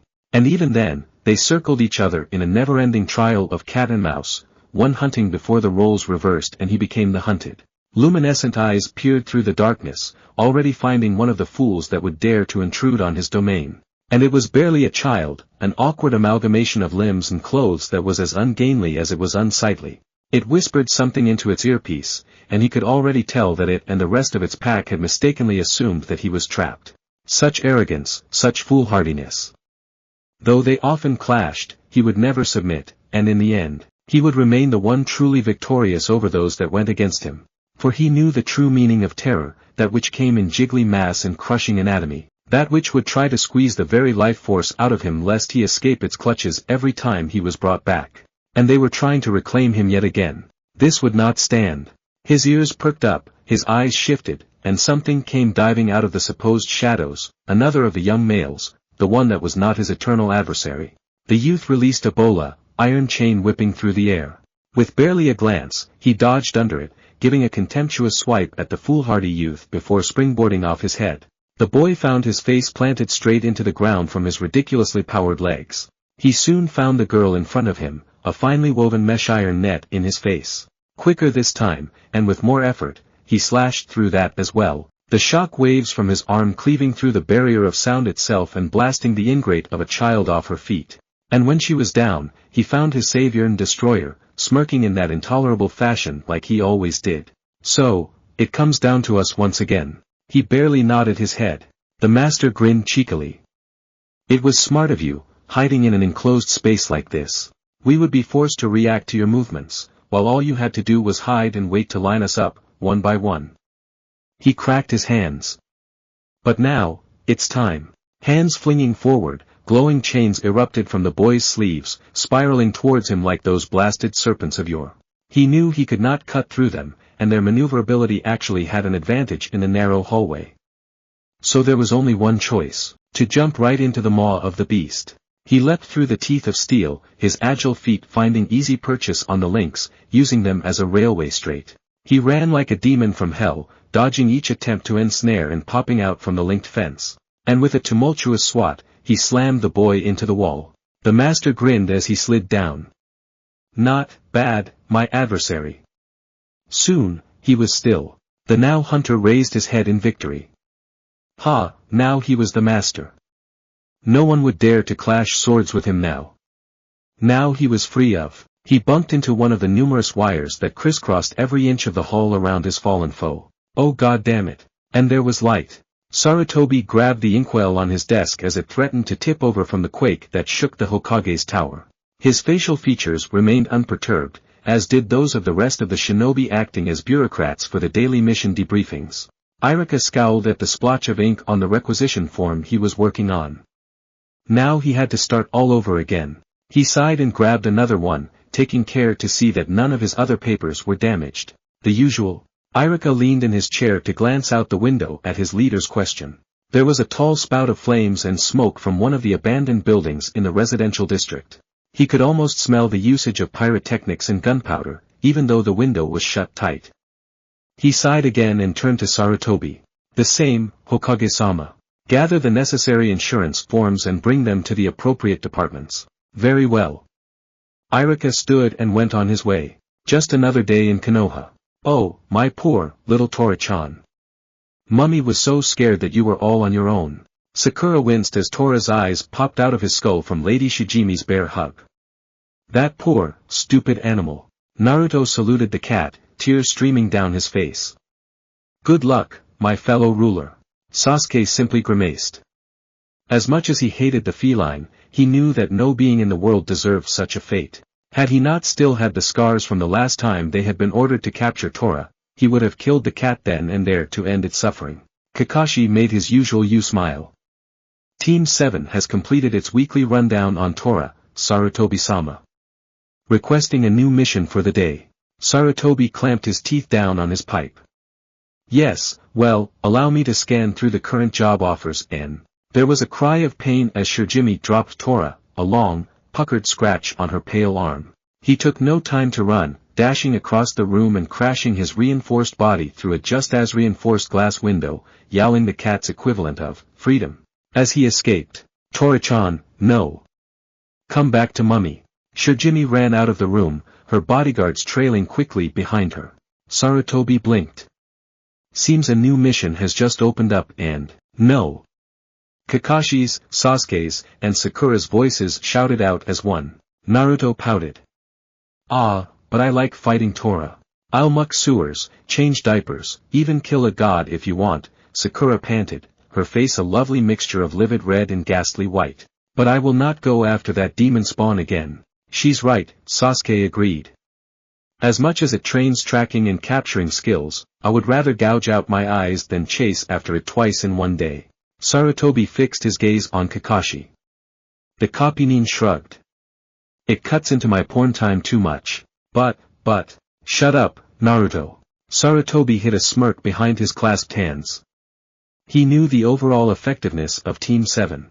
Knowledge of the squad that housed the former Jinchuriki and current mad inventor, at least in terms of threat, was commonplace within both the ninja and civilian ranks. Though they seemed like a ragtag team at first, there was some semblance of the camaraderie that Konoha boasted of. Sasuke, who had once been completely withdrawn from a society that idolized him, had shown a friendlier side, if his increasing mild lack of apathy and derision proved anything. Kakashi, the one that had before failed every one of his possible teams, now showed an almost older sibling relationship, in the way that older brothers want to strangle their younger siblings in their sleep, towards his students. Even Sakura, who, from the records, had been entirely focused on the Uchiha Dreamboat, now thought of both teammates' well-being, rather than only her crushes. Of course, he had no reason to doubt Naruto's role, as the blonde himself had been the one to periodically report on his team's dynamics from the get-go. So he guessed he could offer this one respite to them. The fact that his altruism, in actuality, had several ulterior motives meant nothing. I suppose I can assign you another mission then. You have already completed the required amount of demissions, so I'll allow it. He fished a paper from the desk and waved it. I have an C rank to escort an individual back to his country of origin. A genin team and jonin instructor should be quite enough to fight off some minor bandits, if necessary. The entire room froze except for Naruto, who was still fuming over the fact that he couldn't go after Tora again. Sasuke was the first to open his mouth. You mean a mission outside of Konoha? With people for Naruto to focus on, that's not us. Sakura continued. Sarutobi tilted his head. If you feel that you're not ready, I can always. We're ready. Sarutobi turned to Kakashi. Kakashi-sensei, what do you? They're ready. Are you sure? Because, they're ready. The secretary Nins boomed. Sarutobi rubbed his ear, the ringing sound refusing to leave. He should have known how the rest of the room would have reacted. Let someone else deal with the reconstruction and hospital bills. He nodded at one of the SEC Nins. Let him in, please. The double doors swung open, and in swayed an elderly and unkempt-looking man. An uncorked sake bottle was gripped loosely in his fingers, and his eyes had that bleary look that belied a man completely wasted off his ass. He squinted at Team 7 and sneered. This is the team meant to protect me? They look like a bunch of brats barely off the nipple. He limply pointed a finger. Especially the short one, he looks like a right idiot to me. He smirked. Boy. Your brain get bleached through your skull. He blinked when he saw the rest of the room tense, the blonde squad mates and teacher throwing dignity to the wind and diving for opposite ends of the room. Naruto kept his head down, his goggles hiding his eyes from view. We're supposed to protect this man from dangers on the road, right? Sarutobi internally groaned and rubbed the bridge of his nose. He knew he should have made the bridge builder sober up before coming in. Yes, Naruto. Which means that, as our, Konoha's, client, he's not paying to be protected from those that are native to Konoha or his hometown. Yes. Naruto looked up. The innocuous grin on his face made Tazuna stop. It became toothier, and Tazuna began to sweat. Naruto pulled his hands out of his pockets, several bombs in each. I love loopholes. So you tried to blow him up. Naruto crossed his arms at Tenten's bemused expression. I made sure it was legally within the contract. The members of Team 7 and Guy were gathered in one of the training fields. Over the past couple months, they had all become casual acquaintances, as Team Guy being friends with Naruto had inevitably involved Sakura and Sasuke as well. At Naruto's urgings, and absent-minded promises of fun if they didn't agree, the six had become a common sight whenever they were all free after training and missions were done for the day. Sakura sighed as she bounced a fist off his head. Naruto squawked in indignation before shutting up at the look on her face. The Hokage had to deal with his ranting afterward. But he calmed down quickly enough after Sarutobi-sama offered a discount. Neji leaned back against the tree, activating his Byakugan to idly check out the others' chakra pathways. For some reason, he found Naruto's fascinating. Even if fate is no longer the true decider, fools are still fools no matter where they go. The man simply realized this and bowed in deference to one greater than him. He looked away, a superior smirk on his face. Though I am sure the money helped in his decision. Naruto-kun, I am not sure what to think of your actions. Lee frowned. Though the man's words reeked of unyouthfulness, your response was not proper either. Sakura looked up when a realization hit her. Come to think of it, why did Sarutobi-sama let you off so easily? You just tried to assault one of Konoha's clients. The others looked at him as well. They had often wondered about the blonde's connection to the strongest shinobi in the village, as often portrayed by Naruto's informal way of talking to him and Sarutobi acting like an affectionate elder in turn, especially when punishment was in order. Naruto blinked. Jizan just loves me like that. Plus I made him an auto-paperwork machine. He shrugged at their confused faces. He really hates paperwork. The idea of the man known as the God of Shinobi, hating the paperwork side of ruling so much that he granted leeway to an obviously insane person simply because said person made it easier was just too odd for them to consider, so they dropped it and moved on to the next subject. So, this is going to be your first sea mission, huh? Where is it, Wave Country, you said? Yep. We start first thing in the morning while the client rests. He leaned back at their stares. Don't look at me. He was completely drunk. They said he had to burn off all the alcohol before he even tried to make the long-distance trek. Tenten put down the kunai she was fidgeting with and sighed. Well, be careful. Sea missions are the first kind to involve people that aren't associated with Konoha, so they have no reason to assist and may even attack you.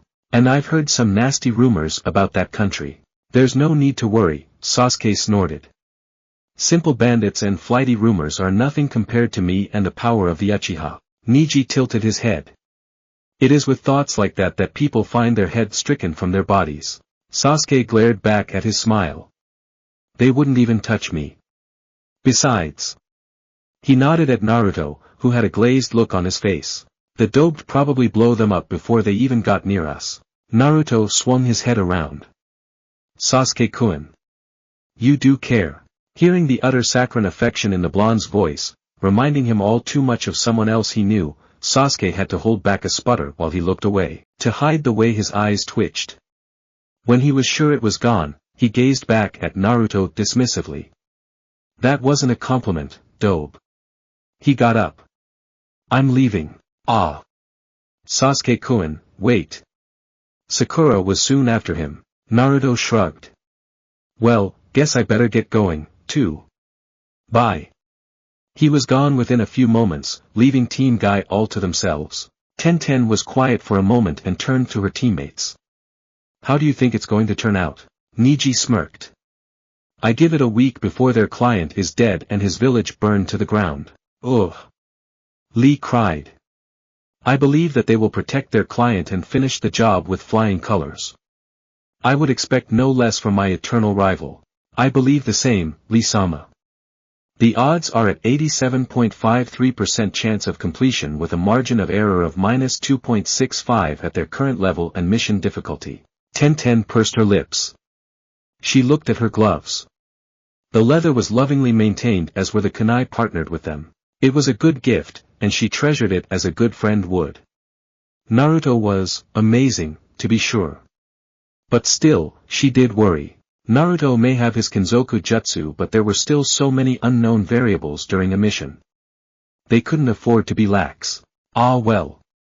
She stood and stretched out the kinks in her arms and neck. Things would go all right for them. Probably. Sakura checked over her pack one more time. Kunai, check. Trail rations, check. Extra clothes, check. Mini first aid, kit, toiletries. She blushed. She had already reached that point in a girl's life where Mother Nature pulled her monthly visit. It would be embarrassing enough if she was just a civilian, but as a shinobi, being indisposed for an indeterminate amount of time could prove lethal. They had gone over the perils of being a kunoichi in Ninja Academy, and it was something that her parents had argued over profusely, but she wasn't going to give up that easily. How would Sasuke think of her then? She blushed. Sasuke.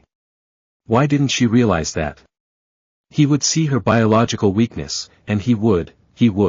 Wow, girls have it pretty tough, huh? Sakura stopped. Creakily, she turned around to face the familiar voice. Naruto was perched on her windowsill like a bird of prey, his head tilted, eyes pitying. She looked down at the packet of sanitary napkins in her hands. Then she looked up. Then she blushed. Then she punched Naruto. Right in the face. What the hell are you doing here? His eyes went blank before he tottered backwards and fell off the windowsill. Sakura blinked. Her room was on the second floor. He had just fallen out of a second-floor window after a head injury. Caused by her. On the day of their first sea mission. Which was, in a sense, only happening because of him. She slowly crept up to the window and looked down. All she could see was a twitching leg poking out of a bush. She grimaced. Oh dear. The leg puffed into smoke. Almost on instinct, she whirled around. Quick on your feet, ain't cha. Naruto was sitting on her bed. He scratched his nose. Post-synchronization is a hella effect. Feels like my sinuses are flaring up. He cocked his head. Got any allergy medication? The tick that had recently exhibited itself in her cheek in the last month flared up. What are? Sakura looked at the napkins still in her hands, blushed again, and hid them behind her back.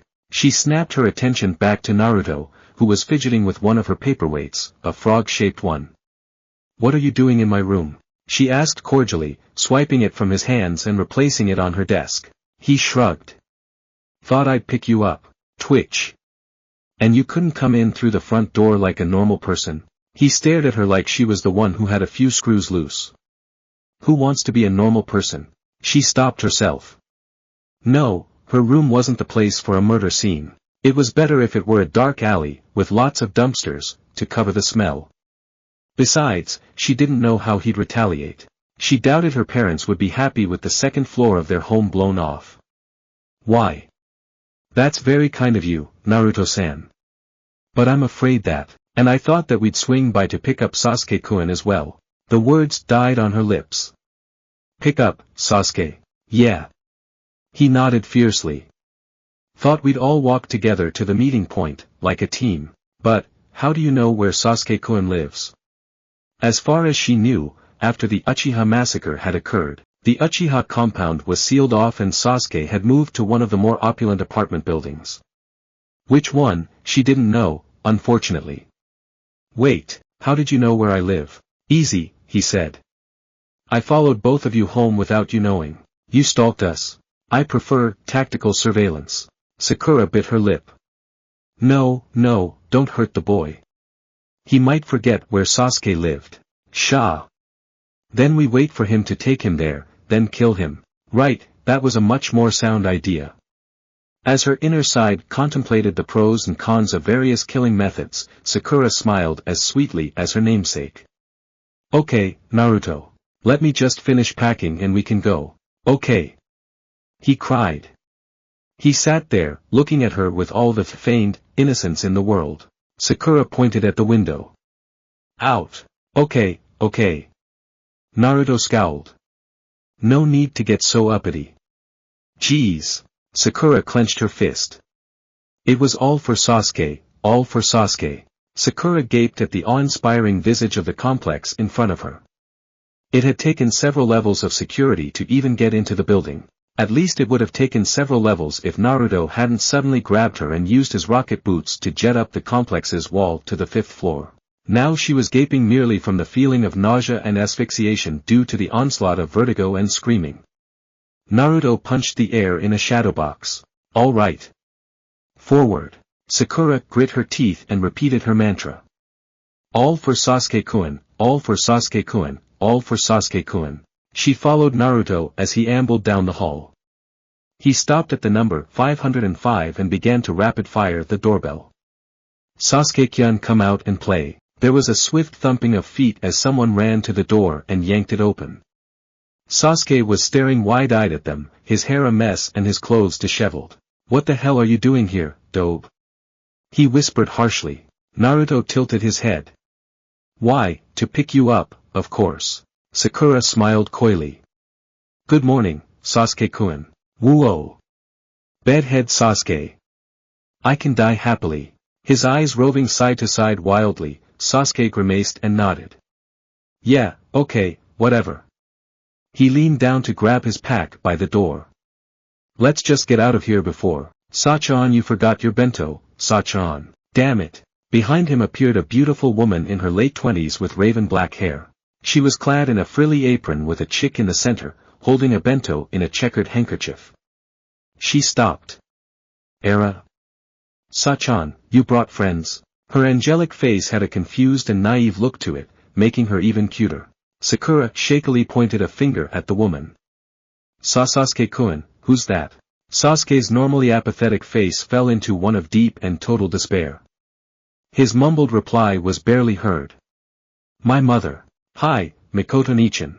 Era, Nachan. Is that you? Her mouth went wide.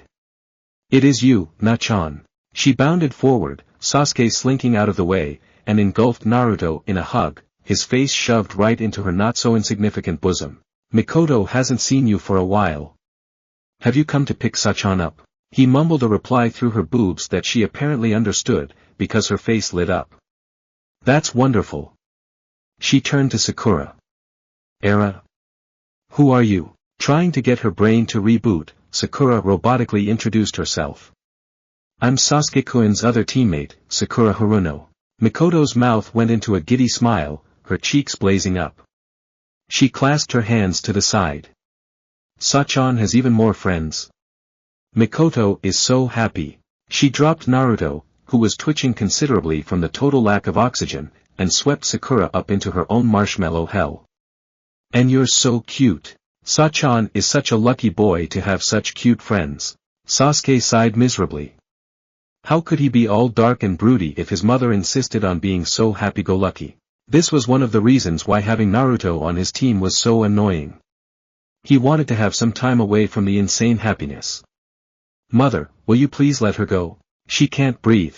Mikoto released Sakura, who immediately started inhaling large quantities of air. She turned to Sasuke. Moo, Sachan, Mikoto just wanted to greet your other teammate. If Nachan didn't tell me what you did, Mikoto wouldn't know anything at all. That doesn't mean you can suffocate her. Sachan. Sakura coughed and pushed back from the railing she was leaning on. How? But what? Naruto shrugged. Remember when I said I followed Sasuke-kun home?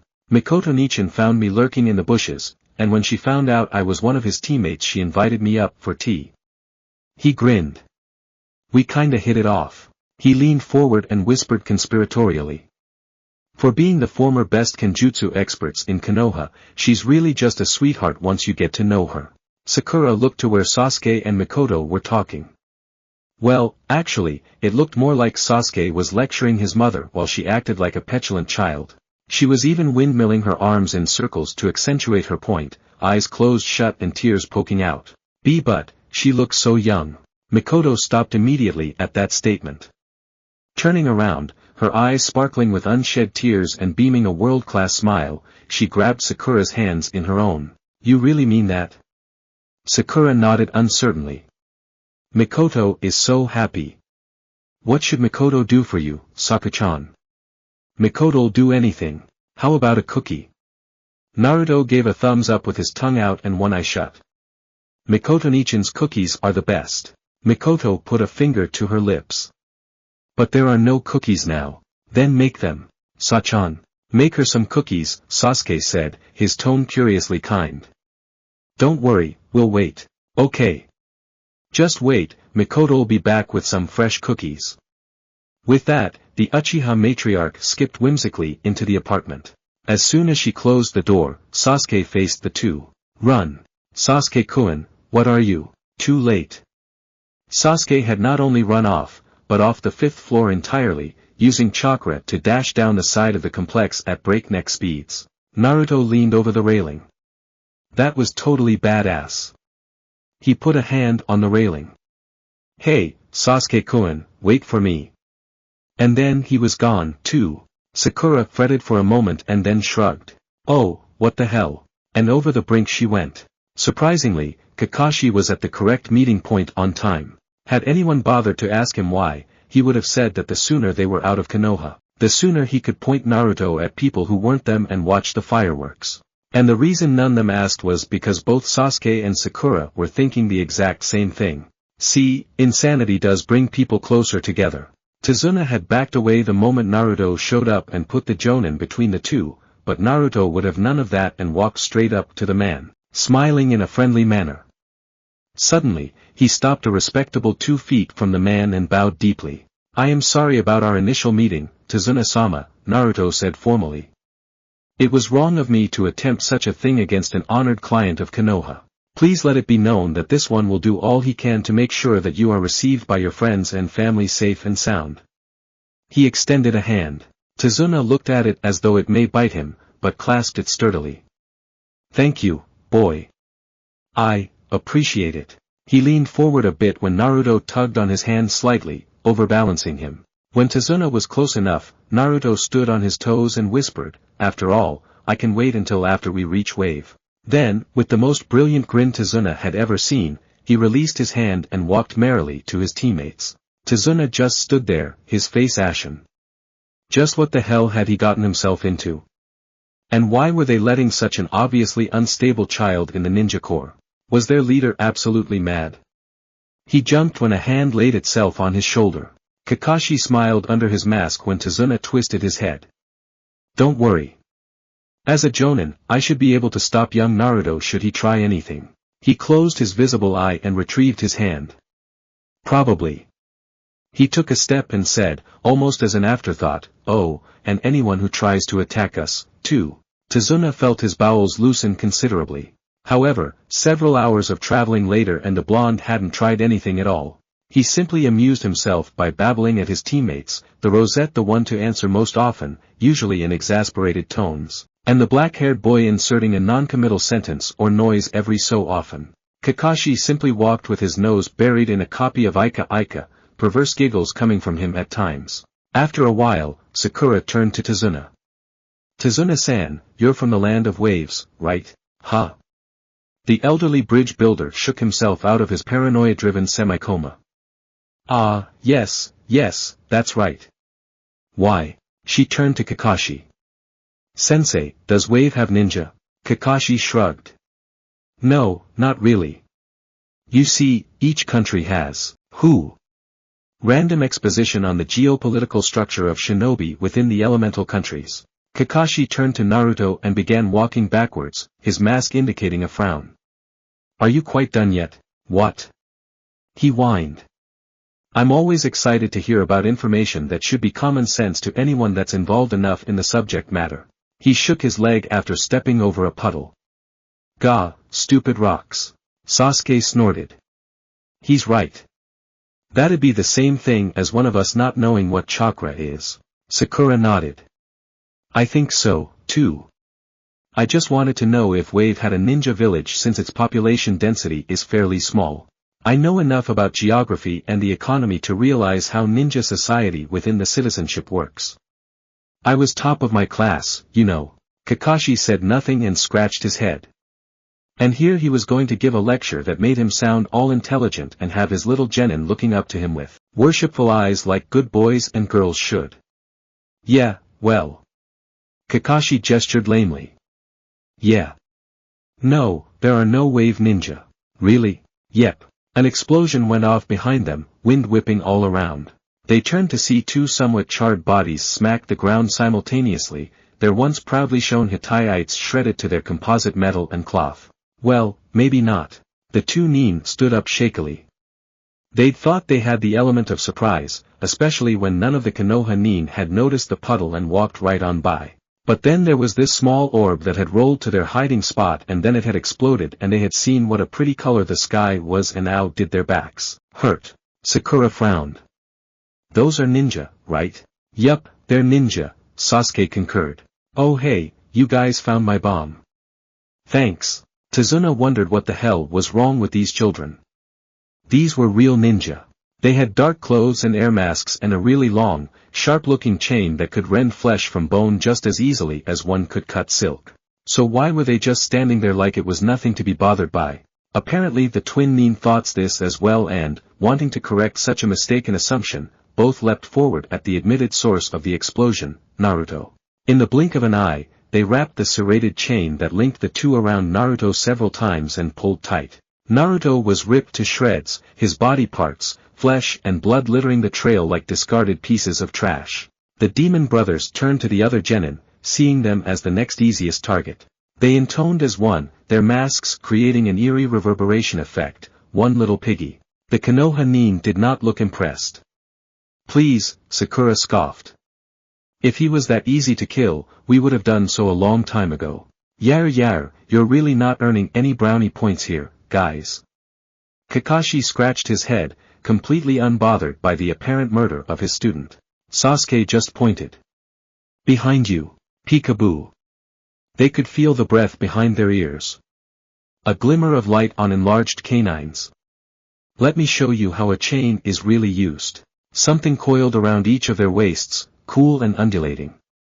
Then their worlds reversed as they were flung into the air. Hey, guys. Catch! Naruto unwound the Hibikisari from them and launched the two at his teammates. In the air, the brothers oriented themselves so that they were better prepared.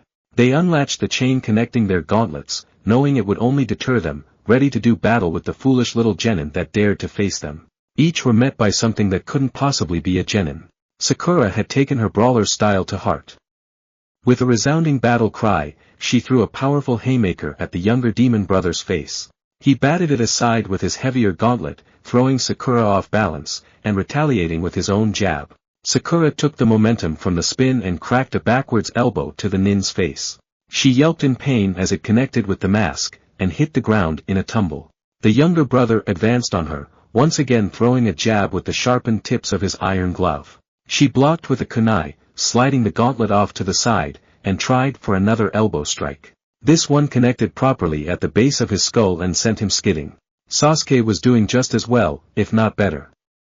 Against the larger, heavier opponent he would have figured he'd have an advantage in speed but disadvantage in power. But when he gave a palm strike to the older nin's chest, he found the man flung backwards much further than anticipated.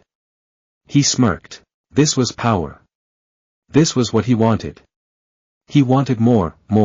Sasuke drove the man back, little by little until he was back to back with his brother.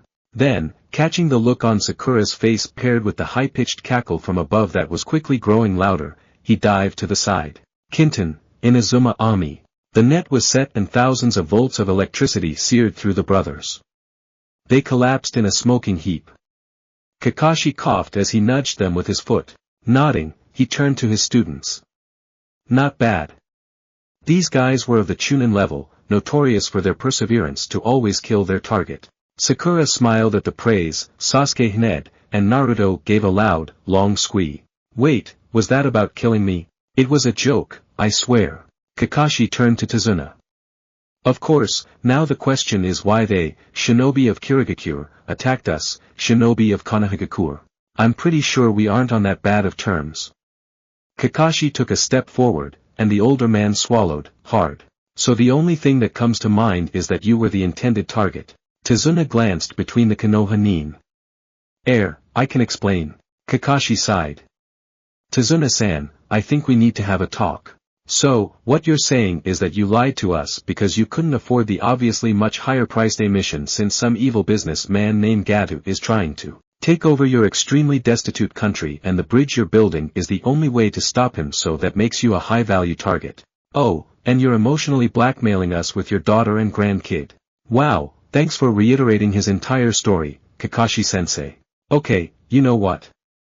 Here I was trying to break it down just to make it easier on those who weren't listening and you backsass me. How about this then, the second we get home, I'll have Guy give his lecture on the flames of youth, with charts, and diagrams, and pictures. I'll be good. Naruto scratched his head, ignoring the tongue-lashing Kakashi was giving to the others. Huh, you're kind of an asshole, aren't ya, Tazuna-sama? What are you? I mean, you obviously expected some highly trained individuals, and yet when you saw us, who were only hired because this was a low-grade mission, you just went right along with it knowing perfectly well that there was a high chance of us getting killed. And now you're trying to make it seem like you're the victim. Well, if you put it that way, I like you. Traumatizing our asshole client aside, this is a slight problem. Kakashi tapped his book on his hip, serious. Considering the physical training I've given you thus far, I have no doubt we could take out any small fry mercenaries this Gato can hire. Against trained ninja like our friends over there. He pointed at the demon brothers who were now conscious again and tied to a tree. Not so much. I can handle myself easily, but I can't exactly protect our client if I'm busy the entire time protecting you three. He tapped the book again. Although you did do surprisingly well against our guests. Naruto blew them up before they even appeared, Sakura scoffed haughtily. How could we take them seriously after that? Told you. Yes, well, Kakashi smirked. Fighting against nins that are caught off guard and injured before the battle even begins is one thing. Up against nins that are fully prepared and fresh. Another entirely. He raised the book to his head.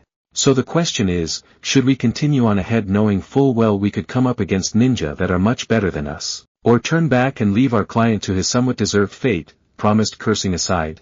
Sasuke snorted. Even if they're better than these guys, I'll still take them out. Not wanting to go against Sasuke and emboldened by the smashing success of her first actual fight, Sakura nodded as well. I want to go, too. We can't just let Gata do what he wants. Of course we're going. How else am I gonna get live fire testing on my jutsu? Right, that clinched it. Crazy Naruto pointing his jutsu at the enemy for a reason meant that he was not pointing it at them when he was bored.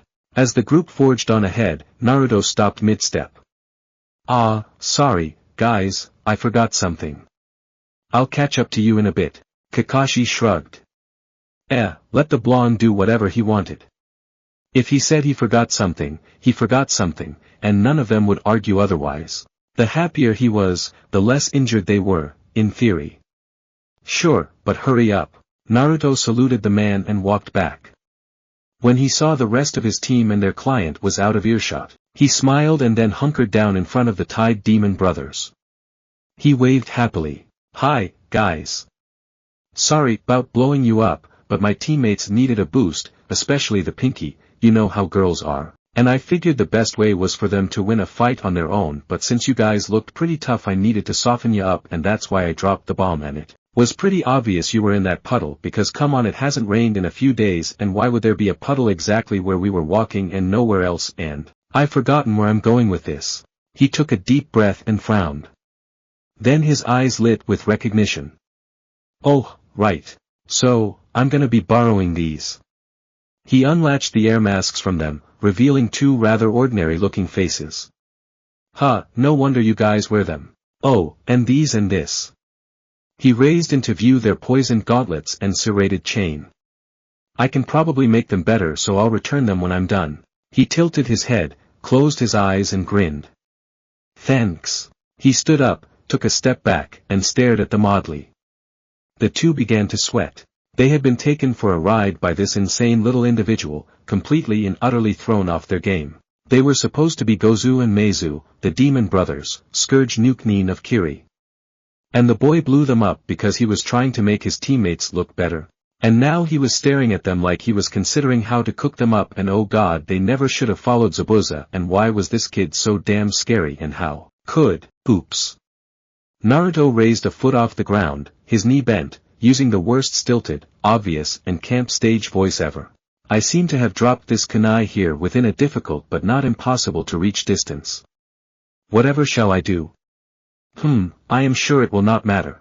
After all, I am sure that these two ninja could not possibly get it. He pointed at the kunai next to his feet. Wink wink. Then he was gone, running as fast as his stubby legs could carry him, screaming for the others to wait up. Meizu and Gozu looked at each other. They looked at the kunai.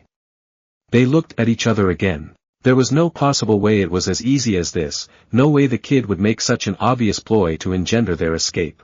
It had to be a trap, probably some detonation that would be triggered when they got hold of the kunai. But, then there was the fact that the kid was clearly bonkers.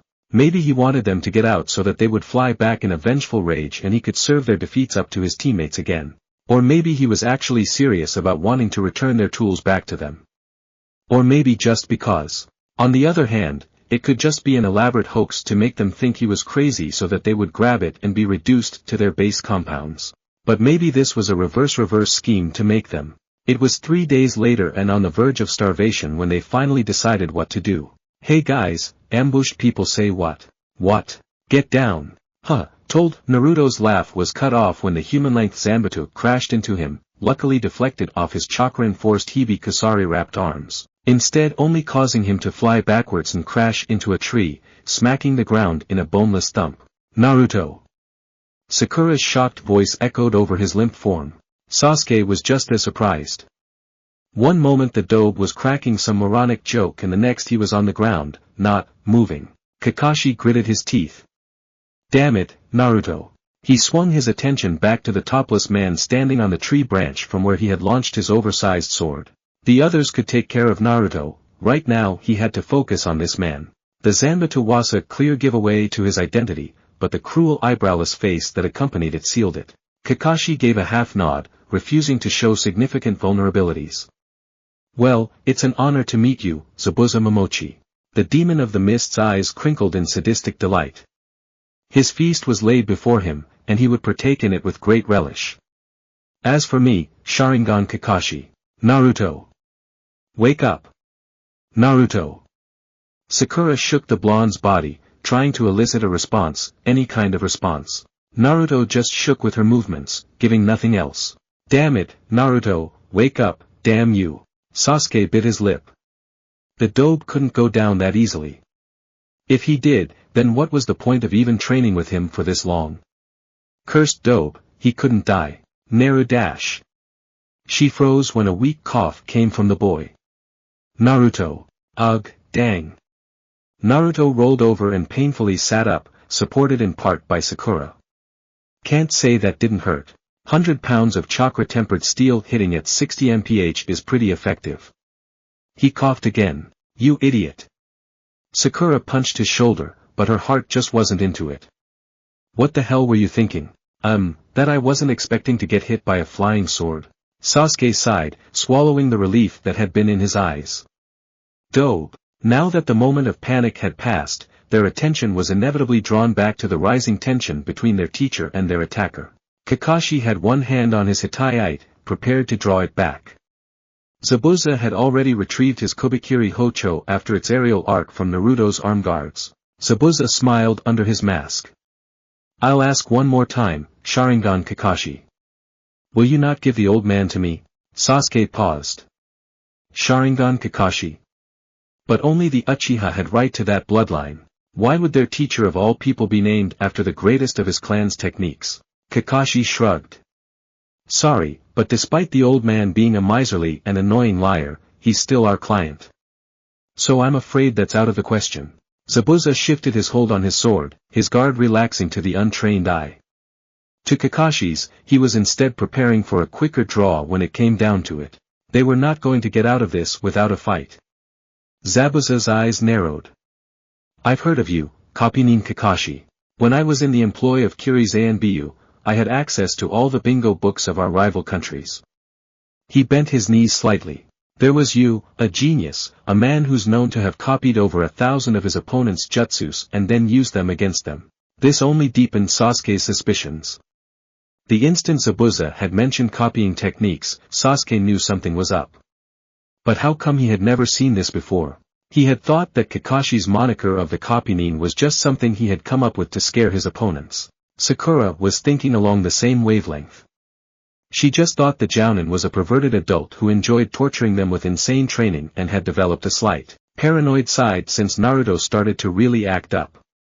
But he was actually an awesome kind of person. Tazuna began to hope for the first time that maybe, just maybe, he would survive long enough to see his family and complete his bridge. Naruto only smiled. Zabuza shrugged. But time for pleasantries is over. I have a job to kill the geezer, and my client isn't a very patient man. If he complains anymore I might be forced to cancel our contract. The lines of a perverse leer pushed out of his mask. So I just guess I'll have to kill you all, starting with you, Kakashi. With a burst of chakra, he disappeared from the branch and reappeared standing on the surface of the nearby lake. With one hand outstretched to the heaven, and the other near his face, both in the ram sign, Zabuza leered. Allow me to show you the greatest and most terrifying of my jutsus, Kirigakure. The last word was almost hissed, and he vanished completely from sight. Kakashi grimaced. His hand moved, revealing the pinwheel iris of the Sharingan. Sasuke bit his lips to avoid gasping. Kakashi didn't take notice. Move into diamond formation around the client, he said sternly, his tone taking on a new level of authority. Zabuza is a master of Kirigakure's specialty, the art of silent killing. He'll try to catch us unawares by coming out of nowhere, so remain calm and make as little noise as possible. The students did so without hesitation. Slowly, fog snaked its way around them. There was no reason, no wind, nothing to proclaim its coming. They refrained from jumping when Zabuza's voice, now distorted to the point it was almost unrecognizable, emanated from all around them. There are 8 targets: throat, spinal column, lungs, liver, the jugular vein, the subclavian artery, kidney, heart, so many choices. His voice rasped sinfully. What shall I choose first? The team made no sound, no movement. Naruto slowly, carefully pulled down his goggles and flicked a switch. The world filtered out from the drab gray of the fog to dark shades of blue and indigo, interspersed with brighter colors of green, yellow, orange, and red where the others were. There was no change. It hit them. An overwhelming feeling of hate, despair, outrage and apathy. It wanted to consume them, rip them to pieces and trod on the remains. Sasuke felt his throat clench up with irresistible fear. This was not like the fight with the demon brothers, this was a whole new thing altogether. With the Nuke Chunin, all he had felt was the rush of adrenaline and unwary attitude of one fighting something that was already defeated. But this begged nothing like that. It only ordered, commanded that he lay down like the dog he was and wait for the sweet embrace of death to come. No, not even that, there was no waiting for death, he would want to come to it. All it would take was a sharp turn of the kunai, and Sasuke. He broke out at Kakashi's bark. He turned with Sakura and Tazuna, who had the same look on their faces as he assumed he did. Kakashi smiled gently. Don't worry, I will not allow my comrades to die. Ha! You think I'd let him take my minions, either? Naruto added for good measure. Somehow, that calmed him down more than he thought it would, which was troubling in a much different fashion. Oh, I wouldn't believe that just yet. Something whisked right into the middle of their formation. It broke apart, members diving every which way to avoid the whirling blade in the center. When they glanced back, Kakashi was behind Zabuza with a kunai in the Nukenin's gut. Then another Zabuza appeared behind Kakashi, swinging his Zanbatsu in a wide batter's arc. It cleaved through Kakashi like butter, the man bursting into a crash of water. Zabuza's eyes widened. The Jounin had copied his water clone within the mist. He felt something sharp on his jugular, and could tell who it was that held the blade. He chuckled. You're quick-witted. That whole speech was just a way to buy time to make your own clone. Kakashi pressed the kunai a little closer. I thought it was smart. Naruto's eyes narrowed. There was something wrong here. Zabuza wasn't emitting nearly enough heat for a man of his size. In fact, it looked like the only heat that was on him at all was the side nearest to Kakashi. But that meant, a flash of red coming from the rear. Kakashi-sensei, it's fake. Behind you. Kakashi twisted his body just in time to parry the blade headed for his skull. His hand snapped back from the impact, leaving his chest wide open. Zabuza took the chance to kick the man in the chest, rocketing Kakashi off his feet. You're good, Kakashi, but I'm still better. Zabuza crowed. He jumped from his position and brought the Zanbatsu on Kakashi broadside, sending him flying into the lake. The Jounin surfaced quickly but felt his movements limited. The water was heavy and clung to him. His head snapped up as Zabuza appeared above him. Too bad for you, but now you're in my trap. He flattened out his hand, the water crawling into the air to connect to it. Suru no Jutsu. The water filled out into a sphere, imprisoning Kakashi inside. It's really a shame, Kakashi. Here I thought this would be a simple smash and bash mission, and you have to go and make me work my ass off to nail one pathetic old man. He looked at the shore. And that doesn't work for me. So while you cool off, I'll take the time to play with each of your precious students and then collect your client. His eyes crinkled again in that sadistic glee.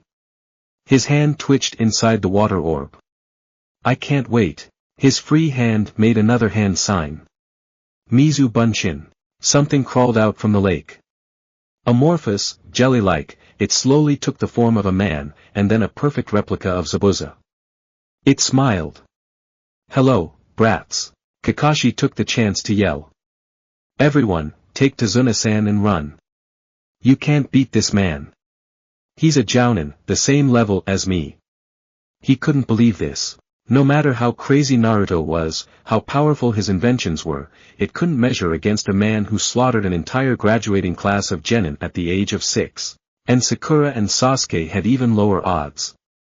He can't leave without canceling the Suru, and his clone can only get so far before falling apart. So get out of his range. I'll be fine. Naruto simply snickered. Oh please, Kakashi-sensei. You think I'd run away when such an awesome target is right in front of me? The clone tilted its head. Target? Naruto found a clean right hook on his face. His body went crashing into the ground. You called me a target, little brat? Mizu Zabuza tilted his head again.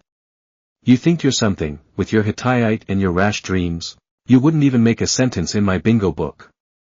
A real ninja is one who has dirted his hands with blood and has seen the veil of death many times. But you. He vanished again to lodge a foot in Naruto's torso and send him flying through the air. Naruto. Sakura grabbed the boy and pulled him up to a sitting position. He hacked a globule of blood out. Shit, Mizu Zabuza grinned. Our brats. Sasuke took a look and then stepped between them and the clone. A kunai was grasped firmly in his hands as he settled into a stance. He shifted his Kubikiri Hocho to his shoulder. Even you, little duck. Do you not wish to see your next birthday? Sasuke answered by lowering his center of gravity by widening his stance. Humph, I see. You truly believe in your delusion. But a real ninja, I, had already stained my hands before I was your age. Kakashi narrowed his eyes. The demon of the bloody mist, Zabuza Momochi. It seems my reputation precedes me. The real Zabuza chuckled. His brows tightened. Then allow me to paint you a story with the blood of hundreds. Naruto opened his eyes. Crap on a stick, that hurt. It didn't help that Zabuza hadn't shut up once since he handed the blonde boy his backside. He really needed to stop sending his clones to training, get out of the lab more and get some honest-to-goodness real exercise. No wonder he could barely react in time to dampen the effects of the blows. Had he not managed to jump back at the very last moment, he didn't doubt his organs would have ruptured. As it was, he had some blood in his lungs from both the Zanbatsu and the kick to his damaged ribs. Kyuchi, how's the regeneration coming? Regeneration is at 89% completion, doctor. 1 minute, 21 seconds remaining. All that is left is to mend the hairline fractures in your third right and fourth left rib. Ugh, at least now I can tell how badly I'm damaged. Before I just kinda winged it and hoped my bones didn't set backwards. He leaned forward off of Sakura's support. How we doing? Naruto. Heavens, is he still talking? Mizu Zabuza perked up at Naruto's voice. Ah, you're awake. Surprising. I'd thought you'd be down and out for much longer. Naruto smirked and wiped the blood from his lips. Heh, I'm made from sturdier stuff than that. That's good. It just means that I have more time to play with you. He held up a finger. Hang on a sec while I deal with your friend. Sasuke barely saw the blow to his ear, deafening him and destroying his balance, which made the leg sweep from the opposite side impossible to dodge. He went down, a racked grunt and blood bursting through his lips when Mizu Zabuza stomped a foot into his stomach and ground it. See? No problem at all. Mizu Zabuza removed his Zanbatsu from its resting place and swung it up. Time to die. Sakura didn't know what happened. One moment Naruto was leaning on her and next he was in the air, hands formed into the reverse ram seal. Kage Bunshin. A dozen Narutos sprang into existence around the nuke Nin. Get off my minion. 13 hands grabbed 13 bombs and let them loose. Zabuza raised his foot of Sasuke and batted the bombs aside with a negligent swing of his Zanbatsu. He followed through and cracked it into the real Naruto's side. The clones burst into smoke and Naruto fell to the ground, his impact softened by Sasuke catching him, the two tumbling when he did. Zabuza picked up the scraps from one of the destroyed bombs. And what's this? Some little toy that you wanted to show me? Well, I'm sorry, but... He slammed his sword tip first into the ground. Playtime is over, brats, Zabuza said as Sasuke brought Naruto back to his feet. He crinkled his eyes and spread his lips. You call yourself ninjas, but you're nothing but children playing with toys.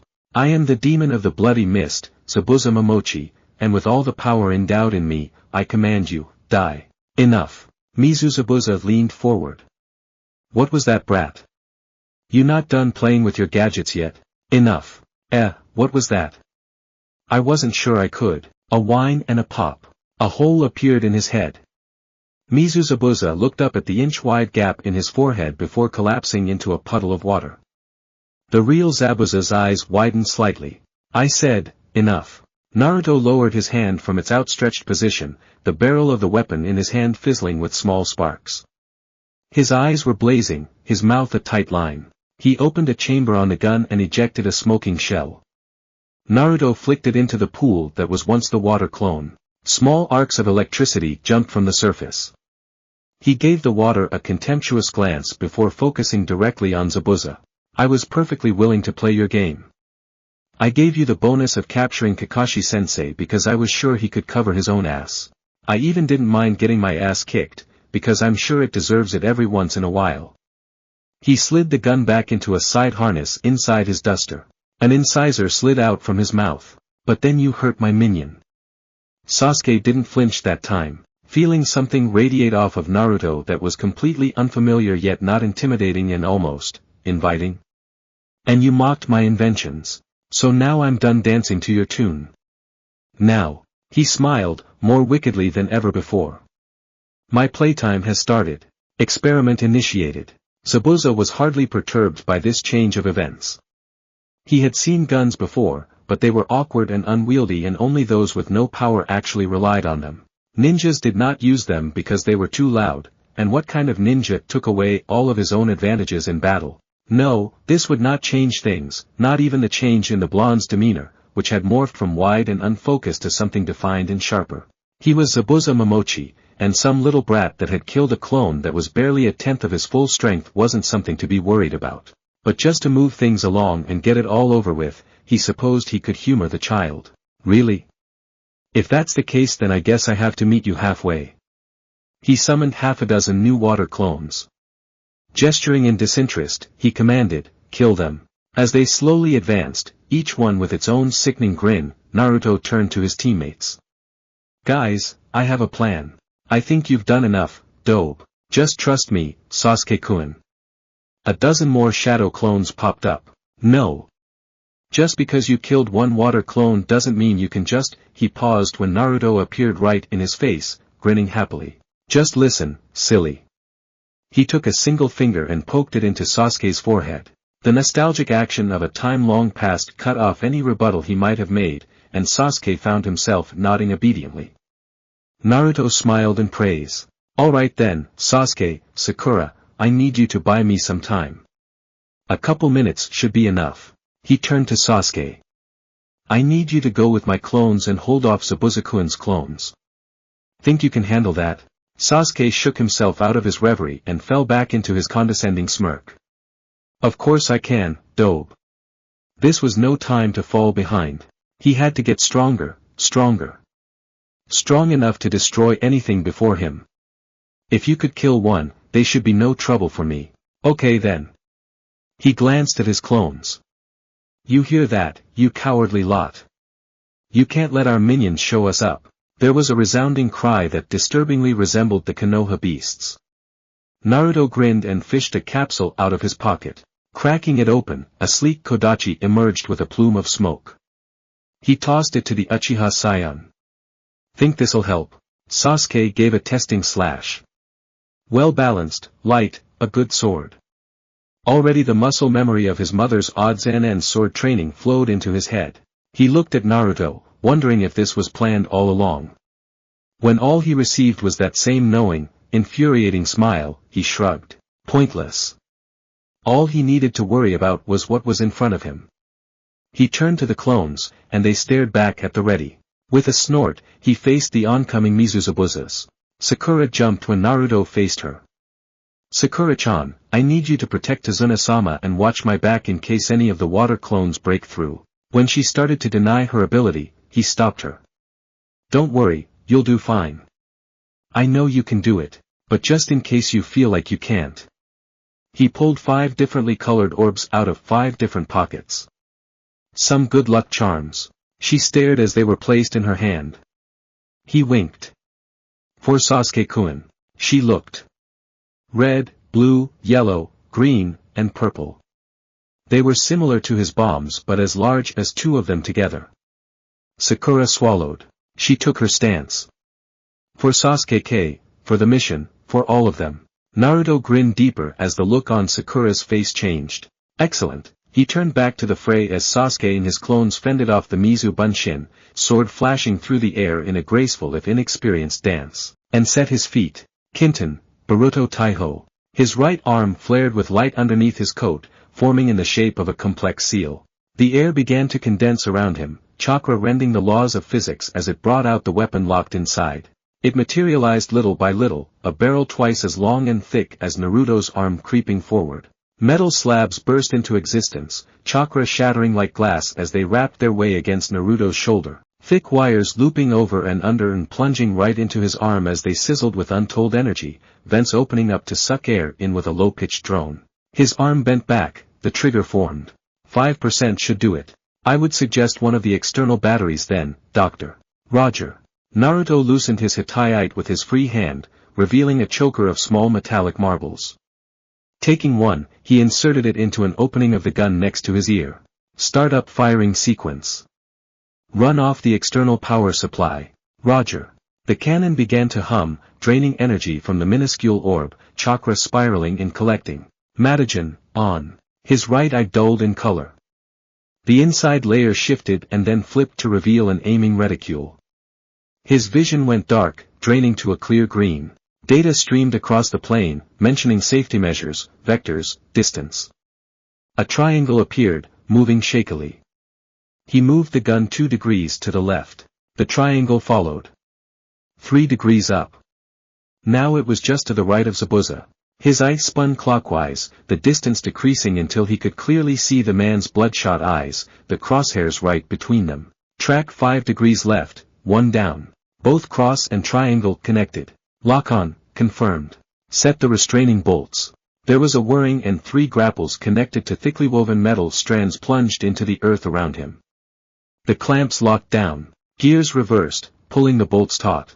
Restraining bolts, confirmed. Begin final calculations and countdown to initial shot. Confirmed.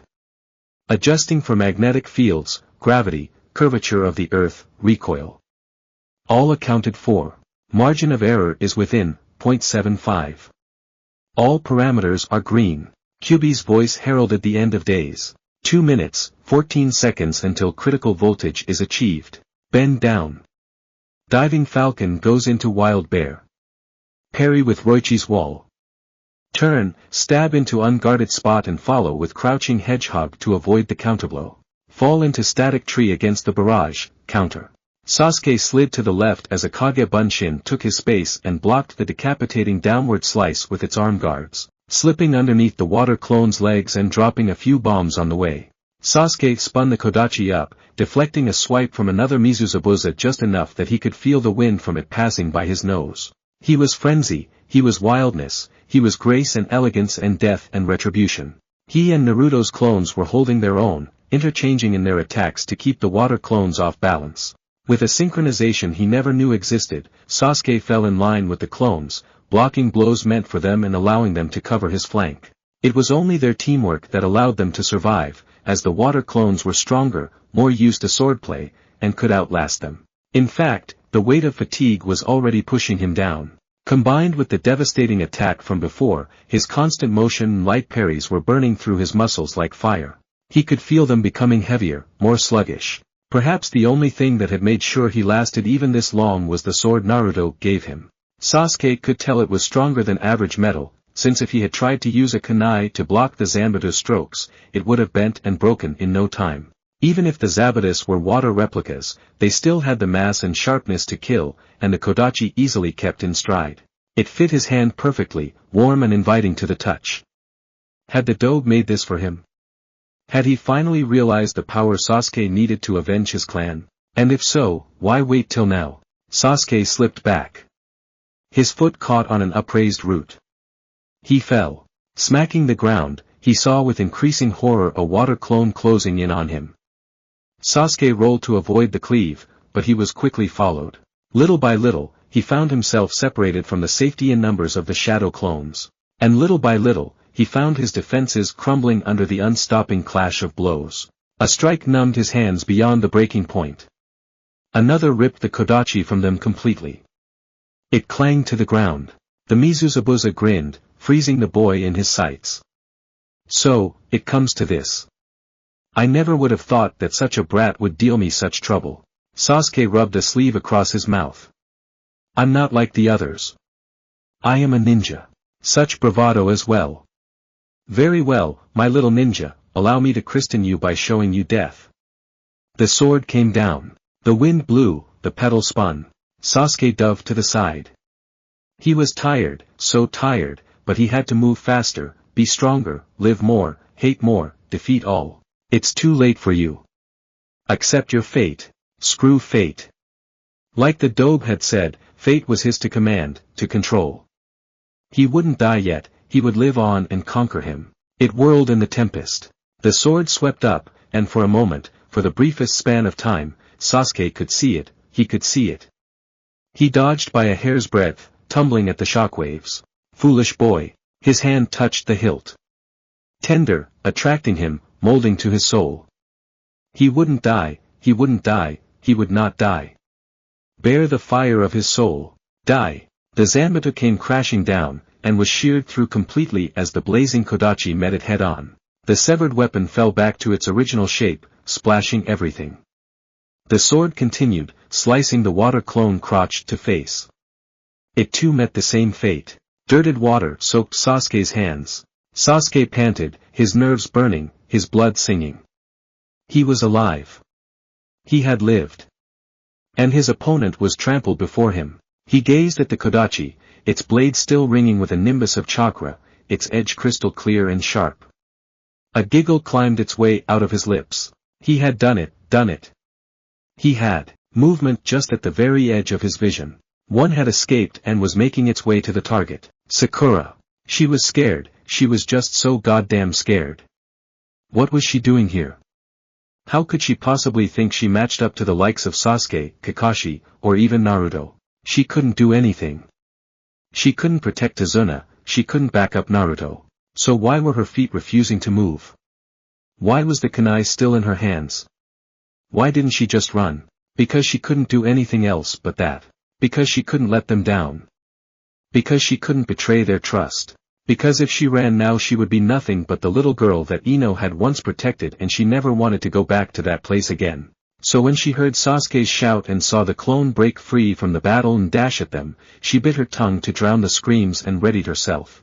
From the angle he was running, he had to be after. She threw a kunai at the spot where he would be next, causing him to deflect it and switch his attention from Naruto to her.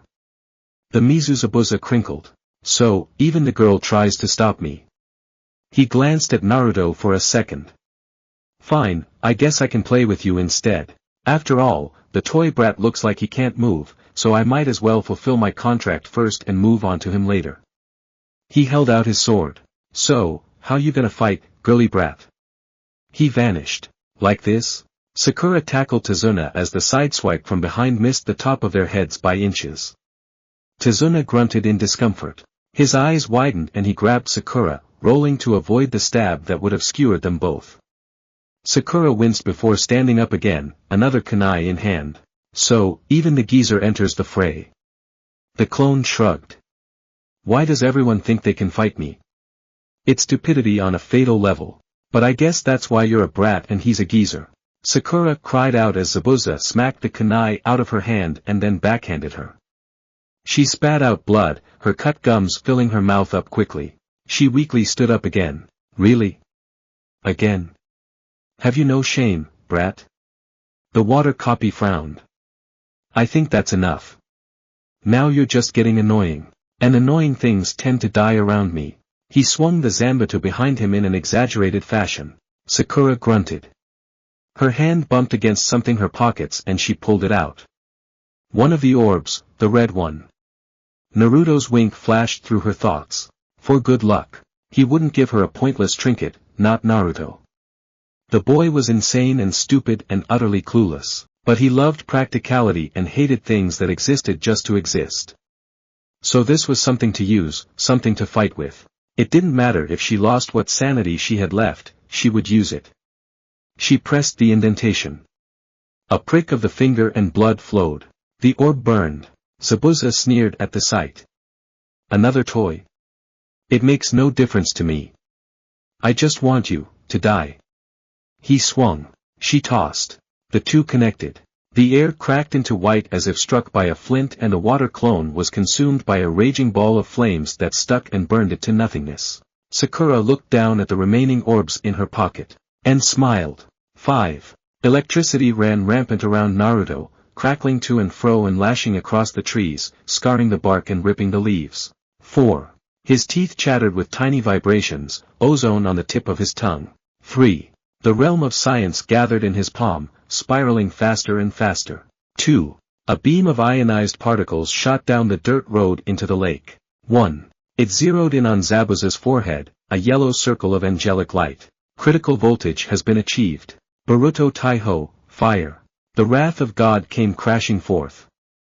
A blinding column of light the width of a pencil erupted from the nozzle of the cannon, shooting forward, craving for something to sate its hunger. It passed through a water clone that had stumbled into its warpath.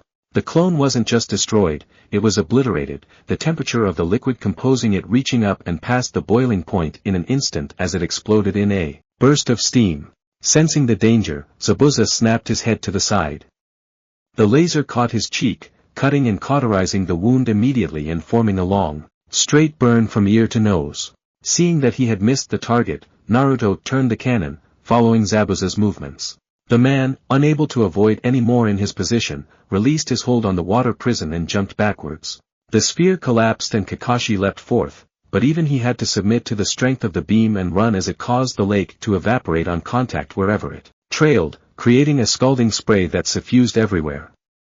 Both jounin were lost in the deadly mist. The beam cut out after a few seconds, and Naruto bit his lip in frustration. 5% wasn't long enough or powerful enough. Prepare the second Barawat. Warning sigils and signs flickered across his vision, refusing to follow his orders. Kyuchi. Doctor, the cooling system is malfunctioning. We cannot make a second shot in this condition. Damn it. He knew he should have worked harder on the reloading process. He was too focused on making the initial shot that he completely ignored cooling procedures. He would have to work on that when this was over. But now, he growled. He would not let this stand. Kai. The cannon fractionalized into 1,000,000 pieces and was absorbed back into its storage seal. He slammed his heels together, the jets popping out and igniting fire chakra. He would not let this experiment fail. The masked Nin strained to see through the fog. This was not going according to plan. Zabuza-san was supposed to get rid of the target with little to no trouble, even with the addition of the renowned copy Nin Kakashi Hatake. And even if there was more to deal with than assumed, all Haku had to do was slip in and kill Zabuza, pretend to be a hunter Nin, and slip out with Zabuza's dead body. But that strange blonde boy had brought out that even stranger device and had proceeded to burn the entire surroundings to dust and charcoal and even catch Zabuza off kilter. How was Haku supposed to react to that? A rustling in the trees caught the full hunter Nin's attention. Turning to the noise, Haku found that same boy dashing through the trees towards Zabuza's assumed position at an alarming rate. No doubt to try and capitalize on his success. Haku fingered the senbon clasped in dainty fingers. Should the attempt be made to stop the boy? It was doubtful that he was too much of a danger to the nuke Nin, but every threat neutralized was an increased chance of them completing the contract. And completing the contract meant they had more money to bring Zabuza-san's dream to life. Coming to a decision, Haku crouched down on the branch to hide from view. Just one senbon would put the boy out of combat. Haku did not enjoy killing, but that did not mean that one could be exceedingly merciful. So one senbon to a pressure point that would cause immediate and temporary paralysis was best. Steadying the branch to aim, Haku waited for the right time to throw a hand forward and pierce the boy right through his clavicle. But the chance never came when something splashed across the Nukenin's mask, neck, and shoulders. Paint. Neon blue at that. It was with shock that Haku watched as Naruto lowered the gun in his hand in mid-stride, refusing to drop his pace. "I don't have time for you," he said with a growl. Then he was gone amongst the treetops. Haku was still for a second before leaping after the younger child. No one had ever managed to discover the nin's position when sniping. Haku's stealth and speed techniques were at the high Chunin level. Zabuza had to be warned about the boy's skills. Zabuza-san could not come to harm. Zabuza looked back and forth. He couldn't hear or see anything. The hiss of steam was everywhere, blocking his view, preventing him from finding his prey. His eyes strained to find anything that hinted at the location of the Konoha nin. What the hell was that beam? What in heavens had that boy done? It wasn't a jutsu, not like anything he had ever seen, a concentrated beam of lightning chakra, perfectly compressed and more powerful than anyone he knew. Just where had the brat been hiding it, and what was he planning on doing now? And here I thought that the brat was just another stupid ninja wannabe. Then you'd be mistaken. Zabuza turned and grinned. "Ah, Sharingan Kakashi. I was wondering where you had gotten to." Kakashi rolled his shoulders, still tense from his extended stay in the Suru. "The steam was doing marvels for it though. You didn't think I'd leave my cute students to have all the fun, did you?" His eye narrowed into a hardened slit. "Don't fuck with me. I'm your opponent." He flicked the kunai in his hand. "Your move." Simultaneously, their hands fell into sync and their mouths into an order. Suetun, Mizu Teppu. Twin barrels of water burst from their mouth, colliding and canceling each other out in a new rain of mist. Zabuza grunted. Something was wrong here. The water jutsu was an easy enough technique to use, but the same one at the exact same time and pace? No, the rumors of the mirror technique were just that, merely rumors. Perhaps time for a grander jutsu. Again he started, again Kakashi mimicked him. Again the same cry came out. Suetun, Suigaden. Spears of water stabbed out from beneath both of them. Zabuza ran in one direction, Kakashi followed, keeping the same distance between them, his movements precise and familiar. His hands formed into the tiger seal. No, this was a mistake.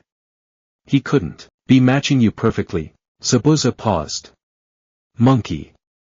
Peh, he was just a man, not a mind reader, right? Zabuza stiffened. Ox.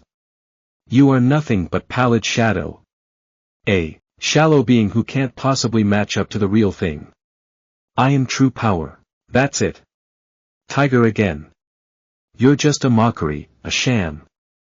Allow me to wipe away that fetid illusion of yours from reality. Rabbit. Vanish dash. A shade was behind Kakashi, a shade in the form of him. Its eyes were shut tight, but when they opened he saw it, the pinwheel of death spun within its irises. But that was impossible, he was dash. And bird. Suetun, Daibakufu no Ju dash. As Kakashi finished the final seal, something came at him. The mist bellowed forward, like a mutant growth, and then split open. A water clone barreled into the battlefield, skin scalded a deep red, tackling the man and driving him further into the mist. The concentration of chakra dissipated as the interrupted jutsu faded away. Zabuza was still and then almost collapsed. He couldn't believe it, he couldn't believe that the man was real. Kakashi had finished his mirrored technique before the original. If that clone hadn't randomly run onto the scene, Zabuza knew he wouldn't have been able to win. Could the man really see the future? Were the rumors and shady legends true? No, it couldn't be, he was. Kei Tebukuro, drill version. Zabuza instinctively raised his sword as the blonde burst from the mist, the spinning drill on his right hand puncturing right through the steam and forming a cyclonic effect, dispersing it behind him into a spiral tunnel. The drill connected, sparks flew, and Naruto tried to force his way through. The Nuke-Nin leered at the sight of blonde hair. Maybe now he could break this illusion. You're still alive, brat. I can't let my experiment get the best of me. You're mine until I say otherwise. Ho! Big words for a child. He roared, using both his hands to throw the boy off of him. Naruto hit the water and slid before gaining traction and dashing back. He punched again with the drill, shooting up with the shield to block Zabuza's crushing blow. He fell down and slipped forward, attempting to smash the shield against the man's open stomach. Zabuza retaliated by kicking it head-on, his greater strength knocking the boy back. He then flipped his zanbato to one hand and moved it sideways, the other arm underneath, before catching Naruto on the sword's end and flicking him into the air like a catapult.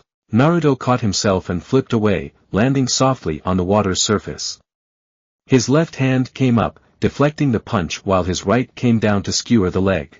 The sword met it again, point whirring against the immovable side in futility.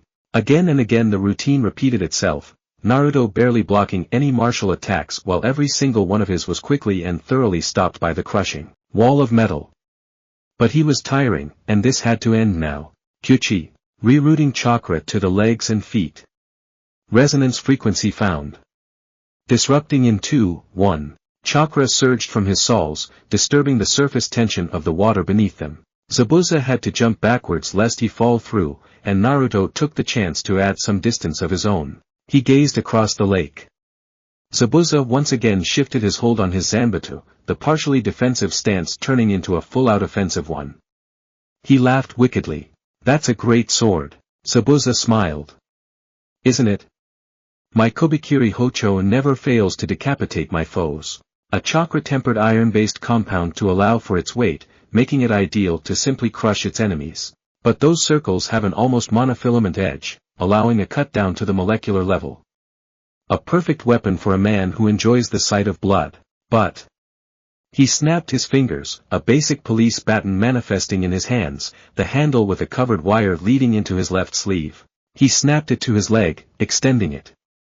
There's one very basic, very fatal flaw in its construction. Zabuza heaved it up. And that is? He asked, almost innocently. Iron is extremely electrically conductive. His hand with the baton whipped out. Kinton, Hiration. Fire. Lightning poured from the end into a destructive arc, dancing on the surface of the lake and going through the sword straight up into Zabuza's arms. He yelled in pain as his own weapon shocked his entire body. Falling to his knees, he slightly smoked while the smell of burnt flesh rose into the air. A second later, he convulsed once, twice, and rose to his feet. He looked at his zanbato. Its once gleaming surface was now tarnished from the electric burns. Zabuza looked up, an expression of absolute fury on his face. You sullied my blade. His voice was tight. Like I said, this is my experiment and as the subject, I can do whatever I want with you. You sullied my blade.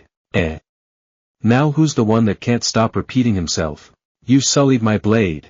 A crater formed in the water beneath Zabuza and then crashed outward, waves spreading from the epicenter. A sword that belongs to one of the swordsmen of the mist. The most beautiful and powerful swords in the elemental countries. And you dared to try and ruin it? Blood rage flowed from him like a wild animal, nearly knocking Naruto off his feet from the intensity. I'll kill you. He kicked off, rocketing at Naruto at insane speeds. Naruto shot off several more volleys with the Hiration, but Zabuza simply took each one, none of them slowing him down in the slightest. When he reached the boy, he shot a fist out in a blur, impacting with Naruto's stomach. He then followed with an uppercut, shooting the boy into the air. His hands sped into a lengthy string of seals. When Naruto opened his eyes, he saw an enormous dragon of water curling through the sky. Its jaws closed themselves around him. Oh shit. Zabuza watched as the Suryuden blew up, the brat's body hitting the waves and sinking below the surface. He smirked. Damn brat, thinking he could win. Now all he had to do was find Kakashi and kill him too. He might need the aid of Haku quicker than expected, but he would kill the man and complete his contract. He turned to leave. Drip, something caught him. Drip, something wanted him. Drip, something demanded him. Zabuza slowly looked over his shoulder. What he saw froze him, his thoughts, his beliefs, and his heart straight to the core. A hand was above the surface of the lake. It was scratched and mangled, but it was there. And then, it moved. Slowly but surely it bent down and touched the surface. The rest of its body crawled from beneath the depths. Blonde hair followed by a whiskered face and dirty orange duster and ripped overalls and scuffed boots. It was bloodied, beaten, but in no way defeated. Zabuza trembled. An unknown emotion clawed at his brain. 2 eyes of glacial blue stared back at him. "Damn it," he whispered. "Why aren't you dead?" He lifted up Kobikiri Hocho and pointed it at the boy. "Why won't you stay down? I have a dream. I will have this world bow down to me, and all who live in it will become mine to do as I please." His words were sweet like honey, laced with velvet, and as toxic as a cobra. His eyes never changed, never widened nor narrowed, never grew darker or brighter. They were the same piercing eyes since the day he was born and the day he was born anew. "No one will stand in my way. I will lord over all." "Damn it, don't think you can talk so mightily, brat." Why was he saying it like that? That treacherous tone. Did he think he was afraid? Afraid of this, child? Impossible. He was Zabuza, demon of the mist. He was not afraid of anything living. "Who'd ever bow to you? Didn't I say, Zabuza-kun?" His tone gentler than before. "I said you were mine, and I will have you." Lips curled. "Always," he snapped. With a roar of rage, Zabuza ran forward and smashed the boy with his zanbatsu. Naruto skipped across the lake like a stone, rolling endlessly. The smile never left his face. Contact. "Kinton, Yukabita." The board of sky and sea spilled forth, fastening to his feet and propping him up, the momentum still carrying him backwards. "Pull the switch. Kinton, Cookie Wisoji." Jet mode. His back lit up, a frame of metal and leather latching around him from the seal of souls, wings unfolding outward and afterburners blazing forth. He slowed. "Shoot the moon." Kinton revised. Combo, Flight of the Osprey. Water droplets hung in the air. The wind blew without a care across his face. The sun shined down from the morning sky, basking everything in its ever-loving warmth. He flew. Zabuza had no time to react as Naruto hurtled at him like a demonic cannonball. The boy collided with him, knocking them both over and into the mango grove encroaching on the lake. He felt links of cold ice wrap around his arms, and the glint of canine teeth on a vulpine face consumed his vision. Zabuza roared and headbutted the boy. Blood flowed from his broken nose but he refused to stop grinning. "This is impossible. I'm Zabuza Mamachi, demon of the bloody mist. I refuse to be beaten by a brat." With each word he slammed his forehead against Naruto's face, breaking it even further. Blood burbling, Naruto laughed brokenly. His voice was tainted with death, calling out for its mark. Zabuza's heart and brain felt it squeeze them. He now recognized the emotion, though he refused to believe it. "You call yourself a demon, but you're nothing but an imp drunk off the smell of blood. I am Naruto Uzumaki, future god of this inferior and broken world, and by the power that I am, I command you." Something poked into Zabuza's chest. It was the lightning baton. Burn. Fear and captivity had come to claim him. Full power. Switch on. The world turned to crimson amber and melted into the abyss. Kakashi finished off the clone with a stab to the heart. He couldn't believe he had been interrupted just at the climax of his victory. He knew if he had been able to complete the jutsu, Zabuza would have been beaten both physically and psychologically. It was one of the main reasons he lauded his copying skills so openly, to insert fear into his opponents' minds and break them down to the level of children. Now he had to catch the real Zabuza again before he came across any of his students. But in the warm mist, he couldn't see a thing. He was lucky that it had been thin enough near Zabuza to actually use the Sharingan. Now if he could only determine the direction he had come from and, something in his chakra senses tingled. Then it pulsed. Then it screamed. The lake exploded. Kakashi jumped to avoid the waves that crashed onto his position. The mist was blown back with the force of a hurricane, the wind from the concussive blast shredding it to nothing. Something fell from the sky, bits and pieces of trees, bushes, and fruits raining down like some celestial joke of manna from the heavens. Finding purchase back on the lake, Kakashi vaulted to where the chakra burst had originated.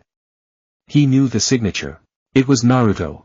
Landing back on the dirt for the first time in what had seemed like hours, and finding the rest of him teamed there as well, Kakashi came upon the strangest and most terrifying scene he had witnessed in years. Zabuza and Naruto were facing each other off, but they barely resembled the human beings they had once been. Naruto was coated in blood from head to toe, multiple gashes on his head and a nose that had been caved in. Zabuza was almost completely fried, burns over every part of his skin, some even looking like they reached down to the bone. But the look on his face, the expression dug into every feature was the worst part. It was absolute horror and reverence. Zabuza went to say something but never got further than the first slurred syllable when needles pierced his neck. He went down. A light-hearted giggle came from the treetops. "I think that's enough, Zabuza-san." Kakashi gazed up at the voice's owner. It was a young child, a boy in his early teens by his size and timbre of his voice. A mask covered his face, Kirigakure's hunter ranks if he was correct, but what bothered him was the faint sheen of blue that colored the boy's neck and shoulders. It seemed recent and out of place. The boy nodded. "Thank you for your assistance in allowing me to apprehend Zabuza-san. But I felt it was appropriate to put him out of his misery before he got into any more trouble." Kakashi shined to Zabuza's body and put his fingers to the neck, unsure of the boy's true intentions. The lack of pulse confirmed it. Zabuza was dead. But still. "You seem fairly intimate with Zabuza to refer to him as such." The hunternin's head tilted. "Does one not always become familiar with the prey they are destined to kill?" Kakashi nearly shivered at the purity in that voice. "By my guess, you're a hunternin from the land of mist, correct? Did the mask give it away?" "But yes, I am one of the shinobi ranks that make it our life and art to hunt down rogue ninja that try and escape from our laws." Naruto mumbled something and stumbled towards Zabuza. Kakashi let out a small shout of worry and caught the boy before he fell to the ground. "My shubect," he wheezed, the broken nose making it hard to understand him. "Mine, all mine." The hunternin shook his head. "I am sorry, but I cannot allow that. The secrets in this body are under the jurisdiction of Kiri. You are not allowed near him. Be quiet, Nyu fake Nyan." The hunternin recoiled as if slapped. Kakashi's concerns and suspicions grew stronger. "I wanted him. I marked him. Hashur mine. Nyo one Elshes." He slumped forward. "Nyo one, Elshes." Not wanting to drag this out any longer and risk discovery, the boy transported to Zabuza's body and grabbed it. "That is still not possible. Your battle is over, and mine has just begun." His voice grew just the tiniest bit deeper. "I must dispose of the body." With a whirl of leaves, he and the body were gone. "Kakashi Shinsei, Nyu can't let them." "Shoo, I understand. They'll come back, and when they do, we'll be ready." Naruto grinned, blood dripping from his nose and mouth in rivulets, most of his front teeth missing including one of his trademark incisors. The ekperimiant was a shushis, Rai. Yeah, it was. "K, gonna go sleep now. Nighty-night." He slumped into unconsciousness. Kakashi sighed, letting out all the air he was holding in. Well, at least they were all alive, if not in perfect shape, and now the air around him went wavy, and he felt his legs give out from underneath. Oh crap. He dropped Naruto and joined the boy. He had used too much of the Sharingan for too long, even though he never really finished that one huge jutsu. But the energy needed to copy, decipher, and attempt to employ all of Zabuza's techniques drained enough from him to reduce him to this state. He watched as Sakura, Sasuke, and Tazuna rushed to the both of them in a panic. "Sorry about this guys, but do you think you can carry us to Tazuna's house?" Tazuna stood straight and grabbed the man underneath his arm. "Of course." Sakura and Sasuke followed suit on Naruto. Kakashi gave his smile. "Good, 'cause I'm gonna pass out now." And so he did. Haku went to remove the senbon from Zabuza's neck when the man grabbed the approaching hand. It trembled. "Zabuza-san. That boy, that brat, he was more of demon than I know, he was more like the devil, a demon god that wants to consume the world." "Zabuza-san." Haku, Zabuza flinched as the electric burns made it hard for him to twist his head. "Watch out for that kid, even more than Kakashi of the Sharingan, that kid, he." "I understand, Zabuza-san." Haku pushed the man's hand down. Just rest. I will take care of it all. Zabuza said nothing and rested his head back on the soft, moss-covered ground. Haku's bottom lip bled. This would not stand. The person who did this to Zabuza-san would acknowledge the nature of his crimes. Haku swore it.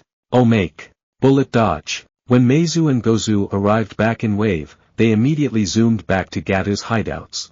After dealing with a few haughty mercenaries, who thought that since the demon brothers had failed they were now ripe for the picking, the two made their way to Zabuza's quarters. Honestly, even if they were missing their signature gauntlets, they were still Kiri Chunin and could easily deal with some low-class brainless brigands. The only ones they really worried about was that group of Konoha Nins, especially that wacky blonde. But if their boss was the next one to face them, they wouldn't stand a chance. Especially that wacky blonde. So it was with great hope and fearful shame that they marched into Zabuza's room, and stopped short, eyes wide in shock. Zabuza's body was entirely wrapped in bandages, not an inch of skin showing. Haku was busy smearing a salve on him, the self-proclaimed tool doing the most possible to make sure Zabuza was healing quickly. Upon hearing the two enter, Haku turned to greet them. So, you are back, then? Meizu and Gozu shivered at those obsidian orbs. Yes, Meizu replied. We weren't able to kill the target on his way here. Underestimated them and lost the advantage of surprise, Gozu added. Was it the blonde brat? Zabuza's cracked voice said. The two only nodded. Heh. So, he put his sights on you as well. His sentence withered into a pained grunt and the man went stiff as the bandages tortuously rubbed against his charred flesh. Zabuza-san. Please. Stay still. The medicine should numb your pain and quicken the healing of your skin, Haku said, holding the larger man down gently. Soon, Zabuza's pained grunts tapered off as he fell asleep. Meizu and Gozu glanced at each other. Maybe it was a good thing that the boy had not taken them seriously after all. Paperwork powers, go. Sarutobi rubbed his head. Naruto had caused massive collateral damage during one of his basic demissions again. This time he was so sure that the mission was benign, all they had to do was fix up a basic tool shed. Naruto had turned it into an armored tank that shot the tools at a speed that pierced solid wood. Whatever was he going to do with that boy? He sighed. Ah well, he supposed he could grant him some leeway. After all, he grinned cheekily and removed the sheet from his most favorite item in the world, paper koan. It was a birthday present Naruto had given him the year before and made all his work so much easier and simpler. All it took was the push of a button and voila. An entire day's worth of forms done in a matter of seconds. Of course, it did require a special room, but if all it took were a few layers of reinforced concrete, Sarutobi could dip into his own savings and pay for it. Grabbing the stack of paperwork from that morning, he inserted it into the feeder. After making sure that it was placed properly, he turned the machine on, selected the purpose of the stack, proposals levied by the Elder Council, bunch of backstabbing fogies that they were, and walked out of the room. Sealing the great steel door shut, he locked it and then pushed the large red button on the wall. A thickly accented and deep voice came from within. Paper koan will now begin processing. Hasta la vista, paper baby. A whining and whirring, multiple thumps in succession like a steroid-induced woodpecker came after. Sarutobi watched as something tried to puncture outward through the 2-inch stainless steel but failed to make it. Paper has been assimilated. Ha. Ha ha. Ha. Sarutobi opened the door. The wall was littered by papers, each jutting into the concrete like it had been made of wet clay. So maybe there was the side effect of paper koan trying to kill anything in the vicinity in the process, but at least he got the work done. See. Approval over there, mostly denial everywhere else. Quick and clean. Sarutobi chewed on his pipe while humming a raunchy ninja song as he collected the paperwork. All done. Now, what would he do with the rest of the morning? He smiled. Perhaps Nami-chan would like a visit? The orangeness called for him. That's it for part 3. Thank you for watching and see you in the next video.